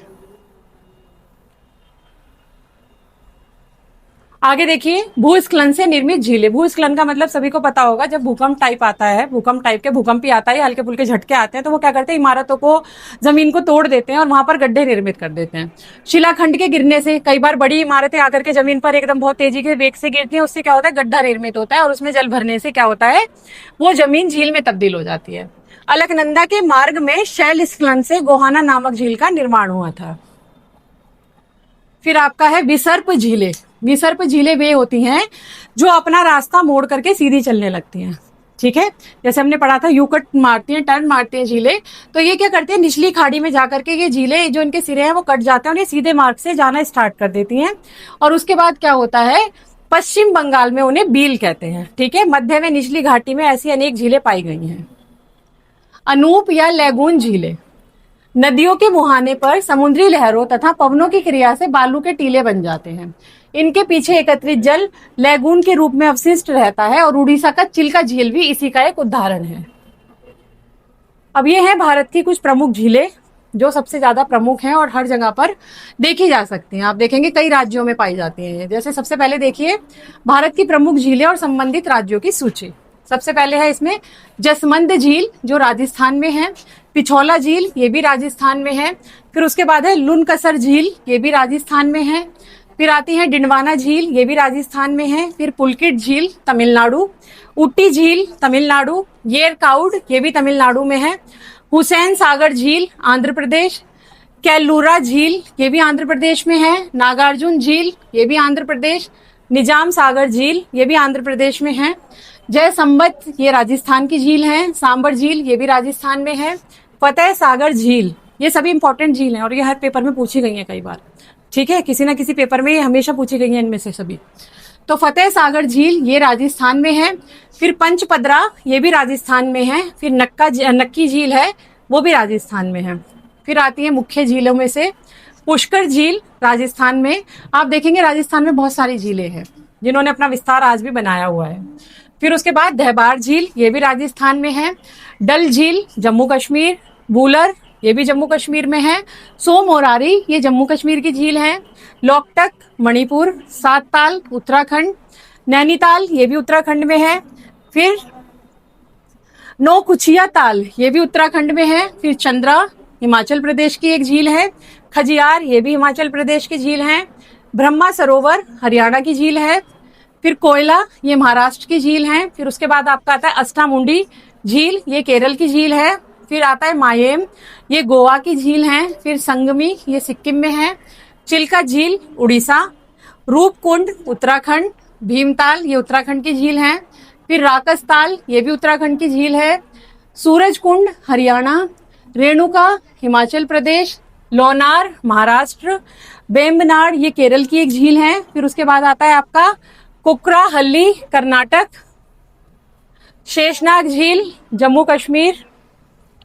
फिर क्योंकि भारत एक ना बहुत बड़ा देश है और इसमें विस्तार बहुत ज्यादा है, जैसे फिर उसके बाद है मानसबल झील, ये जम्मू कश्मीर में है। भारत की झील संबंधी महत्वपूर्ण तथ्य है, अब इनको भी समझने की जरूरत है। कश्मीर की वूलर झील झेलम नदी पर बनी गोखुर झील है, यह भारत की मीठे पानी की सबसे बड़ी झील है। ये पूछा जाता है, मीठे पानी की सबसे बड़ी झील बताइए, खारे पानी की सबसे बड़ी झील बताइए, सबसे बड़ी झील बताइए, सबसे छोटी झील बताइए, ये सब पूछा जाता है, बार बार पूछा जाता है। चिल्का झील खारे पानी की भारत की सबसे बड़ी झील है। इस लैगून झील में नौसेना का प्रशिक्षण केंद्र भी है। ज्वालामुखी क्रिया द्वारा निर्मित महाराष्ट्र के बुल्ढाना की लोनार झील एक क्रेटर झील है। उसके बाद आता है आपका उकाई गुजरात, ताप्ती नदी पर स्थित मानव निर्मित झील है। फिर उसके बाद स्टेनले जलाशय तमिलनाडु में कावेरी नदी पर बने मेट्टूर बांध के पीछे बनी झील है। फिर बेम्बनाड, ऊपर हमने पढ़ी थी झील और राज्य, लेकिन इस समय हम पढ़ रहे हैं झीलों से संबंधित जितने भी और विस्तृत प्रश्न आपको देखने के लिए मिल सकते हैं, या कुछ ऐसे प्रश्न मिल सकते हैं जो इंटरप्रेट करके कई बार पूछ लेती है गवर्नमेंट किसी भी एग्जाम में, तो इस तरीके से भी आपको इसको पढ़ के जाने की एक बार बहुत ज्यादा आवश्यकता है। तो उसके बाद आता है आपका राणा प्रताप सागर, जवाहर सागर एवं गांधी सागर, ये चंबल नदी पर स्थित झीलें हैं। गोविंद वल्लभ पंत सागर उत्तर प्रदेश एवं छत्तीसगढ़, सोन की सहायक नदी रिहंद पर बनाई गई झील है। पेरियार झील एक कृत्रिम झील है। कृत्रिम झील का मतलब क्या होता है? कृत्रिम झील, आर्टिफिशियल लेक।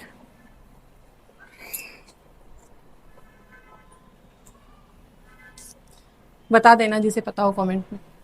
पेरियार झील एक कृत्रिम झील है। उसके बाद देखिए लोकटक झील मणिपुर, मीठे पानी की पूर्वोत्तर भारत की सबसे बड़ी झील है।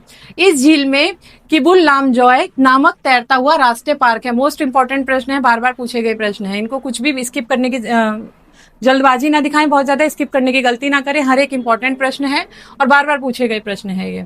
राष्ट्रीय झील संरक्षण परियोजना का आरंभ केंद्रीय वन एवं पर्यावरण मंत्रालय द्वारा जून 2001 में किया गया है। भारत की सबसे बड़ी कृत्रिम झील गोविंद सागर झील है। यह पंजाब के रोपड़ जिले में सतलज नदी पर स्थित भाखड़ा नागल परियोजना के तहत बने बांध से निर्मित हुआ है। भारत की सबसे बड़ी कृत्रिम झील कौन सी है? गोविंद सागर झील है।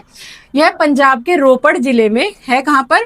पंजाब के रोपड़ जिले में सतलज नदी पर स्थित भाखड़ा नागल परियोजना के तहत बने बांध से निर्मित हुई है। ठीक है, जब बांध बना रहे थे तो उसी के पास ये झील निर्मित हो गई थी। सांबर एवं डीलवाना लार मरुस्थल के पूर्वी सिरे पर खारे पानी की झीलें हैं। सांबर झील, बोल्सन एवं डिडवाना झील प्लाया का उदाहरण है। ठीक है, किसका उदाहरण है? प्लाया का। प्लाया अगर आप लोग जानते हैं तो मुझे जरूर बताएं कमेंट सेक्शन में, नहीं तो नेक्स्ट वीडियो में इसको क्लियर कर दिया जाएगा प्लाया किसे कहते हैं। प्लाया होता है एक तरीके का जब पानी बहुत समय तक रुका रहता है और उसके ऊपर एक परत जम जाती है, उसे प्लाया बोलते हैं वैसे। अब इसी सीरीज में नेक्स्ट है आपके पास जो आने वाली है वीडियो, वो है भारत की नदियां। तो भारत की मुख्य नदियां, जिसमें सबसे पहले आती है सिंधु नदी। सिंधु नदी का उद्गम तिब्बती क्षेत्र में कैलाश पर्वत, और ये बहुत मोस्ट इंपॉर्टेंट है, किसी भी आप सरकारी एग्जाम में बैठेंगे तो नदियों से रिलेटेड 1 से 2 प्रश्न आपको जरूर से देखने को मिलता है। और भारत के निवासी सभी को पता होना चाहिए भारत की प्रमुख नदियां कौन कौन सी हैं। तो शुरू करते हैं सिंधु नदी से। सभी को पता होगा, इंडस वैली सिविलाइजेशन सभी ने पढ़ा होगा, तो ये वहीं से रिलेटेड एक नदी है जो वहीं से रिलेट करती है उसी सिविलाइजेशन से, सिंधु नदी। इनका उद्गम तिब्बती क्षेत्र में कैलाश पर्वत श्रेणी में बोखर चू के निकट एक हिमनद से होता है, जो 4164 मीटर की ऊंचाई पर स्थित है। तिब्बत में इसे सिंधी खंबान या शेरमुख कहते हैं। ठीक है, इनका नाम भी ध्यान रखना, तिब्बत में इन्हें क्या नाम दिया गया है। सिंधु नदी कराची के पूर्व में अरब सागर में जाकर गिरती हैं। नदियों की सीरीज में जो सबसे विशेष नदी आती है वो आती है सतलज नदी। सतलज नदी का उद्गम कहाँ से हुआ है ये समझते हैं। सबसे पहले सतलज नदी का उद्गम हुआ है तिब्बत में कैलाश पर्वत के दक्षिण में स्थित मानसरोवर झील के समीप राक्षस ताल से। ठीक है, ये समझ में आ गया कहाँ से हुआ है। कैलाश पर्वत के दक्षिण में स्थित मानसरोवर झील के समीप राक्षस ताल से इसका उद्गम हुआ है। उद्गम का मतलब होता है जब से इन्होंने चलना या प्रवाह करना शुरू करा है, वहां से इनका शुरुआत हुई है। विलय होता है जहां पर जाकर के ये दूसरी नदी में गिर जाती हैं, जैसे मिल जाती हैं, वो अब आगे पढ़ेंगे कहां पर इनका विलय होता है। पर्वतीय क्षेत्र को पार करने के बाद पंजाब में रूपनगर के निकट यह मैदानी भाग में प्रवेश करती हैं। यह रावी, चेनाब और झेलम नदियों का संयुक्त जल एकत्रित करके पाकिस्तान में मिथनकोट नामक स्थान पर सिंधु नदी में जाकर के मिल जाती हैं, गिर जाती हैं, या इनका विलय हो जाता है। एक ही शब्द है। अब इसी सीरीज में नेक्स्ट आती है झेलम नदी। झेलम नदी यह कश्मीर की घाटी के दक्षिण पूर्व में 4900 मीटर की ऊंचाई पर स्थित बिरीनाग के निकट झरने से निकलती हैं। कहां से निकलती हैं? कश्मीर की घाटी के दक्षिण पूर्व में 4900 मीटर की ऊंचाई पर स्थित बिरीनाग के निकट झरने से निकलती हैं। ये झरने से निकलने वाली, इनका उद्गम कहां से हुआ है? एक झरने से हुआ है। ये ध्यान देने वाली चीज है। कश्मीर में बहुत सी नदियां इससे आकर मिलती हैं। पाकिस्तान में प्रवेश करने से पहले यह नदी श्रीनगर और वुलर झील से बहते हुए एक तंग व गहरे महाखंड से गुजरती है और पाकिस्तान में झंग के निकट यह चेनाब नदी में जाकर मिल जाती है। कहां पर मिल जाती है? चेनाब नदी में जाकर के। ये इंपॉर्टेंट चीजें हैं। सबसे पहले इनका उद्गम स्थान देखना है, फिर ये विलय कहां पर होती है, इनकी लंबाई कितनी मीटर है, ऊंचाई कितनी मीटर है, ये आपको पता होना चाहिए। उसके बाद देखिए चेनाब या चंद्रभागा। चेनाब सिंधु की सबसे बड़ी सहायक नदी है। यह चंद्रा और भागा दो नदियों के मिलने से बनती है, इसीलिए इसे चंद्रभागा कहते हैं। रावी नदी। रावी नदी सिंधु की एक अन्य सहायक नदी है। यह हिमालय प्रदेश की कुल्लू पहाड़ियों में रोहतांग दर्रे के पश्चिम से निकलती हैं और राज्य की चंबा घाटी से बहती हैं। ये अपने उद्गम स्थान से शुरू होकर पाकिस्तान में मुल्तान के निकट चेनाब नदी के साथ मिलने तक यह 720 किलोमीटर की दूरी को तय करती हैं। कितनी दूरी तय करती हैं? 720 किलोमीटर की दूरी तय करती हैं। फिर बात करते हैं व्यास नदी। यह नदी हिमालय में स्थित रोहतांग दर्रे में 4067 मीटर की ऊंचाई पर स्थित व्यास कुंड से निकलती है और पूरे सिंधु प्रवाह तंत्र में व्यास ही एक ऐसी नदी है जो पूर्णतः भारत में बहती है। मोस्ट इंपॉर्टेंट प्रश्न बनता है, भारत में पूर्ण रूप से बहने वाली नदी कौन सी है? व्यास नदी है। कहां से निकलती है? हिमालय के रोहतांग दर्रे से 4067 मीटर की ऊंचाई पर स्थित व्यास कुंड से निकलती हैं। ये इंपॉर्टेंट है इसका पूरा पार्ट। आगे देखिए गंगा नदी। यह उत्तरी भारत की सबसे प्रमुख नदी है। कहाँ की है? उत्तरी भारत की सबसे प्रमुख नदी गंगा। इनके अपवाह क्षेत्र में भारत के सबसे घने बसे और उपजाऊ राज्य उत्तर प्रदेश, बिहार और पश्चिम बंगाल आते हैं। ठीक है, घने बसे यानी आबादी वाले क्षेत्रों से होकर के गुजरती हैं और कहाँ तक पहुंचती हैं? बिहार और पश्चिम बंगाल आते आते सबको क्रॉस करके ये हिमालय तक पहुंचती हैं। आगे देखो यमुना। गंगा के सबसे पश्चिमी और सबसे लंबी सहायक नदी यमुना नदी है। इसका उद्गम यमुनोत्री हिमनद है। इसका अधिकांश जल सिंचाई उद्देश्यों के लिए पश्चिमी और पूर्वी यमुना नहरों और आगरा नहर से आता है। फिर आती है रामगंगा। यह नदी गैरसेन के निकट गढ़वाल की पहाड़ियों से निकलने वाली अपेक्षाकृत छोटी नदी है। अंत में कन्नौज के निकट यह गंगा नदी में मिल जाती हैं। काली गंगा, शारदाया, सरजू नदी। इस नदी का उद्गम नेपाल के हिमालय से मिलन हिमनद में है। यह भारत नेपाल सीमा के साथ बहती हुई, जहाँ काली या चाइक कहा जाता है, घाघरा नदी में मिल जाती है। कहाँ पर मिलती है ये? घाघरा नदी में मिल जाती है। आगे देखिए घाघरा नदी पहाड़ी क्षेत्र में कर्णाली या कोरियाला और मैदान में घाघरा कहलाती है। इनके दूसरे नाम क्या है? कर्णाली या कोरियाला। शारदा नदी इससे मैदान में मिलती है और अंत में छपरा, बिहार में यह गंगा नदी में विलीन हो जाती है। कहाँ पे विलीन हो जाती है? गंगा नदी में। फिर देखिए गंडक नदी। यह नदी दो धाराओं काली गंडक और त्रिशूल गंगा के मिलने से बनती है। बिहार के चंपारण जिले में यह गंगा नदी में प्रवेश करती है और पटना के निकट सोनपुर में गंगा नदी में जाकर वापस से मिल जाती है। यह नदी दो धाराओं काली गंडक और त्रिशूल गंगा के मिलने से बनती है। बिहार के चंपारण जिले में यह गंगा मैदान में प्रवेश करती है और पटना के निकट सोनपुर में गंगा नदी में जा कर मिल जाती है। फिर उसके बाद आता है कोसी नदी। यह गंगा की सबसे बड़ी सहायक नदियों में से एक है। इसका उद्गम तिब्बत में माउंट एवरेस्ट के उत्तर में है। ठीक है, कहाँ से निकलती हैं ये, इनका उद्गम कहाँ से हुआ है? माउंट एवरेस्ट के उत्तर से निकलती हैं, जहां से इसकी मुख्य धारा अरुण निकलती है और इस नदी में बाढ़ें बहुत आती हैं, जिससे अपार जन धन में हानि होती है। इसीलिए इसे शोक की नदी भी कहा जाता है। कोसी नदी को शोक की नदी भी कहा जाता है। हेलो स्टूडेंट्स, कैसे हैं आप सभी? आशा है सभी अच्छे होंगे और आप सभी की पढ़ाई बहुत अच्छे से चल रही होगी। जितने भी लोग तैयारी कर रहे हैं हमारे चैनल से, सभी का बहुत बहुत स्वागत है आपके अपने चैनल कनिका क्लासेस में। जो लाइव लेते हैं वो भी, जो नए जुड़ेंगे वो भी, जो पहली बार मेरी वीडियो को देखेंगे, तो हमारा जो आधार है वो सभी प्रतियोगी परीक्षाएं हैं, जितनी भी होती हैं A से D ग्रेड तक, ग्रुप तक जितनी भी होंगी, वो सभी की तैयारी हम लोग कराते हैं। और सारी डिटेल वीडियो आपको मिलेंगी हर एक सब्जेक्ट की, A to Z जितने भी सब्जेक्ट पूछे जाते हैं, चाहे वो आपका जीके हो, जीएस हो, चाहे सीटेट की तैयारी हो, सभी आपको एक ही चैनल पे मिल जाएगी। और साथ ही साथ आप करंट अफेयर के लिए भी अलग से एक और चैनल हम साथ में लिंक देंगे, उसको आप लोग जाकर के ज्वाइन कर सकते हैं, उसको फॉलो कर सकते हैं। वहां से आपको 1 ईयर 2 ईयर के पूरे करंट अफेयर मिल जाएंगे, डेट वाइज, साथ के साथ मंथ वाइज। चलिए, तो जैसा कि आज का वीडियो आप देख पा रहे होंगे टाइटल में कि भारत भौगोलिक स्थिति और विस्तार, तो आज का जो हमारा टाइटल है वैसे ही हमारी वीडियो रहने वाली है। आज की वीडियो में हम टोटल डिस्क्राइब करेंगे भारत को पूर्ण रूप से, भारत का विस्तार, भारत की भौगोलिक स्थिति, और साथ के साथ जैसे जैसे भारत के अंदर चीजें पाई जाती हैं सभी को एक ही वीडियो के अंदर हम देखने वाले हैं। यानी देखा जाए तो ये एक वीडियो आपका पूरा टॉपिक कवर कर देगी, भारत से रिलेटेड जितना भी होगा।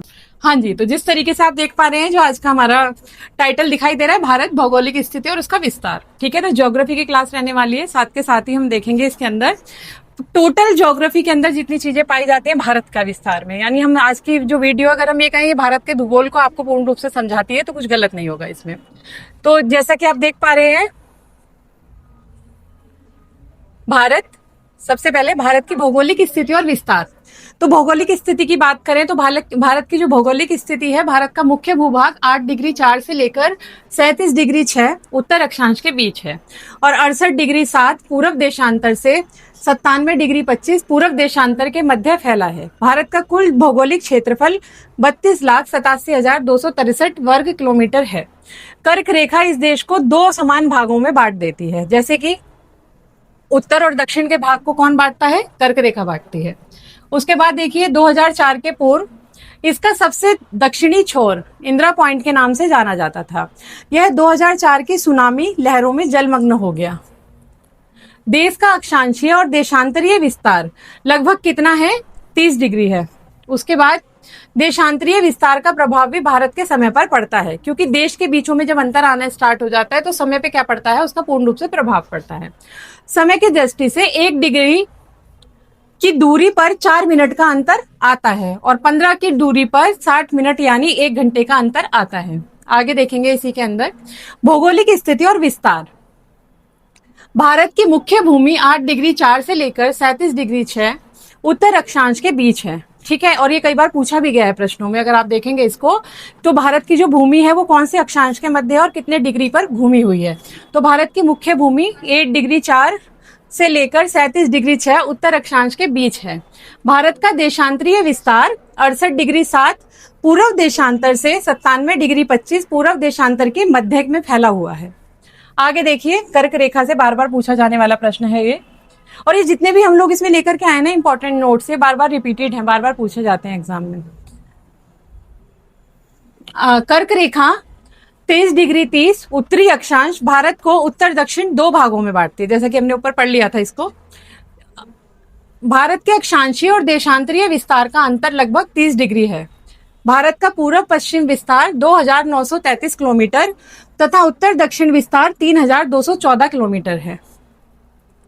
22 डिग्री उत्तर अक्षांश के दक्षिण भारत का पूर्व पश्चिम विस्तार घटता गया है। जैसे जैसे भारत का अक्षांश दक्षिण भारत का पूर्व पश्चिम विस्तार करता है, उससे क्या होता है? इसका विस्तार घटता जाता है, यानी इसका जो एक अनुपातिक वर्गीकरण है वो धीरे धीरे कम होता चला जाता है। भारत के दक्षिणतम बिंदु कन्याकुमारी के निकट बंगाल की खाड़ी, अरब सागर और हिंद महासागर का संगम है। कहां पर मिल जाती है ये जाकर के? भारत के दक्षिणतम बिंदु कहां पर? कन्याकुमारी के निकट बंगाल की खाड़ी में। तो देखने जा रहे हैं हम भारत की प्रमुख झीलें। प्रमुख झीलें का मतलब ये है कि भारत के जो विस्तार से भारत के जो प्रमुख झीलें हैं, जो जिन्होंने अपना बहुत ज्यादा अस्तित्व बनाया हुआ है प्राचीन काल से आज तक भारत के अंदर। तो मेजर लेक्स ऑफ इंडिया एक ही झलक में देख लेंगे सारी जितनी भी इंपॉर्टेंट झीलें हैं भारत में। सबसे पहले देखते हैं झीलों का निर्माण होता कैसे है। तो झीलों का निर्माण, इसको समझने की जरूरत है। झीलों का निर्माण अनेक कारणों से होता है। भारत में झीलों को हिमालय, राजस्थान की तथा दक्षिण भारत की झीलों में वर्गीकृत किया जा सकता है। उसके बाद आता है आपका भूगार्भिक क्रिया से बनी झीलें। पहाड़ों से बर्फ, पत्थर आदि भूमि पर गिरने से धरातल पर विशाल गड्ढे बन जाते हैं। इनमें जल भरने से जो झीलें बनती हैं उन्हें भूगार्भिक झीलें बोलते हैं। जैसे क्या होता है, बहुत ज्यादा पानी होने से जो गड्ढे होते हैं उनमें पानी भर जाता है और रुका हुआ पानी झीलों में तब्दील हो जाता है। जैसे कश्मीर की वूलर और कुमायूं झील भी इसी का एक बहुत अच्छा उदाहरण है।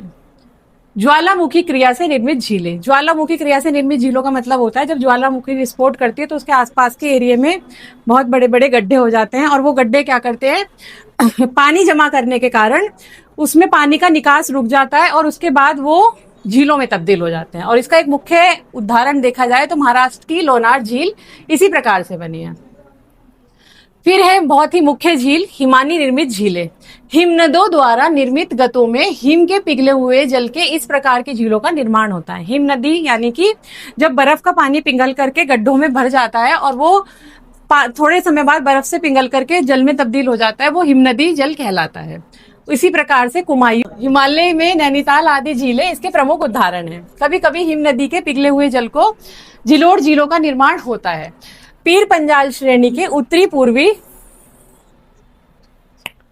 ढालों पर ऐसी ही झीलें पाई जाती हैं। उसके बाद देखिए पवन क्रिया से बनी झीलें। ऐसी झीलें जो बालू के साथ उड़ करके आए हुए एक टीले के पीछे बन जाती है, अपना अस्तित्व जमा लेते हैं। जैसे बहुत सारी मिट्टी आ जाती है, पवनों के साथ उड़ करके बहुत सारा बालू आ जाता है, वो क्या करता है एक टीले बना लेता है। टीले मतलब पहाड़ी नुमा एक आकार उनको दे देता है और उसके पीछे जो गड्ढे होते हैं या उनके बीच में जो गड्ढे होते हैं वहां पे पानी जमा होने से पवन क्रिया से बनी झीलें इकट्ठी हो जाती है।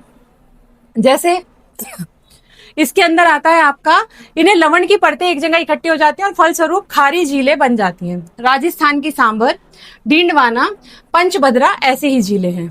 उसके बाद आता है घुलन क्रिया से निर्मित झीलें। चूना पत्थर, जिप्सम, लवण आदि घुलनशील शैलों के प्रवेश से जल की घुलन क्रिया से ये झीलें उत्पन्न होती हैं और असम में ऐसी झीलें सबसे अधिक मात्रा में पाई जाती हैं। आगे देखिए भूस्खलन से निर्मित झीलें। भूस्खलन का मतलब सभी को पता होगा, जब भूकंप टाइप आता है, भूकंप टाइप के भूकंप ही आता है, हल्के फुल्के झटके आते हैं तो वो क्या करते हैं इमारतों को, जमीन को तोड़ देते हैं और वहां पर गड्ढे निर्मित कर देते हैं। शिलाखंड के गिरने से कई बार बड़ी इमारतें आकर के जमीन पर एकदम बहुत तेजी के वेग से गिरती हैं, उससे क्या होता है गड्ढा निर्मित होता है और उसमें जल भरने से क्या होता है वो जमीन झील में तब्दील हो जाती है। अलकनंदा के मार्ग में शैल स्खलन से गोहाना नामक झील का निर्माण हुआ था। फिर आपका है विसर्प झीलें। विसर्प झीलें वे होती हैं जो अपना रास्ता मोड़ करके सीधी चलने लगती हैं। ठीक है, जैसे हमने पढ़ा था यू कट मारती हैं, टर्न मारती हैं झीलें। तो ये क्या करती है निचली खाड़ी में जाकर के ये झीलें जो इनके सिरे हैं वो कट जाते हैं और ये सीधे मार्ग से जाना स्टार्ट कर देती हैं। और उसके बाद क्या होता है पश्चिम बंगाल में उन्हें बील कहते हैं। ठीक है, मध्य में निचली घाटी में ऐसी अनेक झीलें पाई गई हैं। अनूप या लैगून झीलें। नदियों के मुहाने पर समुद्री लहरों तथा पवनों की क्रिया से बालू के टीले बन जाते हैं। इनके पीछे एकत्रित जल लैगून के रूप में अवशिष्ट रहता है और उड़ीसा का चिल्का झील भी इसी का एक उदाहरण है। अब ये है भारत की कुछ प्रमुख झीलें जो सबसे ज्यादा प्रमुख हैं और हर जगह पर देखी जा सकती हैं। आप देखेंगे कई राज्यों में पाई जाती हैं। जैसे सबसे पहले देखिए भारत की प्रमुख झीलें और संबंधित राज्यों की सूची। सबसे पहले है इसमें जसमंद झील जो राजस्थान में है, पिछौला झील ये भी राजस्थान में है। फिर उसके बाद है लुनकसर झील ये भी राजस्थान में है। फिर आती है डिंडवाना झील ये भी राजस्थान में है। फिर पुलकिट झील तमिलनाडु, उट्टी झील तमिलनाडु, येरकाउड ये भी तमिलनाडु में है। हुसैन सागर झील आंध्र प्रदेश, कैलूरा झील ये भी आंध्र प्रदेश में है। नागार्जुन झील ये भी आंध्र प्रदेश, निजाम सागर झील ये भी आंध्र प्रदेश में है। जय संबत ये राजस्थान की झील है। सांबर झील ये भी राजस्थान में है। फतेह सागर झील ये सभी इंपॉर्टेंट झील हैं और ये हर पेपर में पूछी गई हैं कई बार। ठीक है, किसी ना किसी पेपर में ये हमेशा पूछी गई हैं इनमें से सभी। तो फतेह सागर झील ये राजस्थान में है। फिर पंचपदरा ये भी राजस्थान में है। फिर नक्की झील है वो भी राजस्थान में है।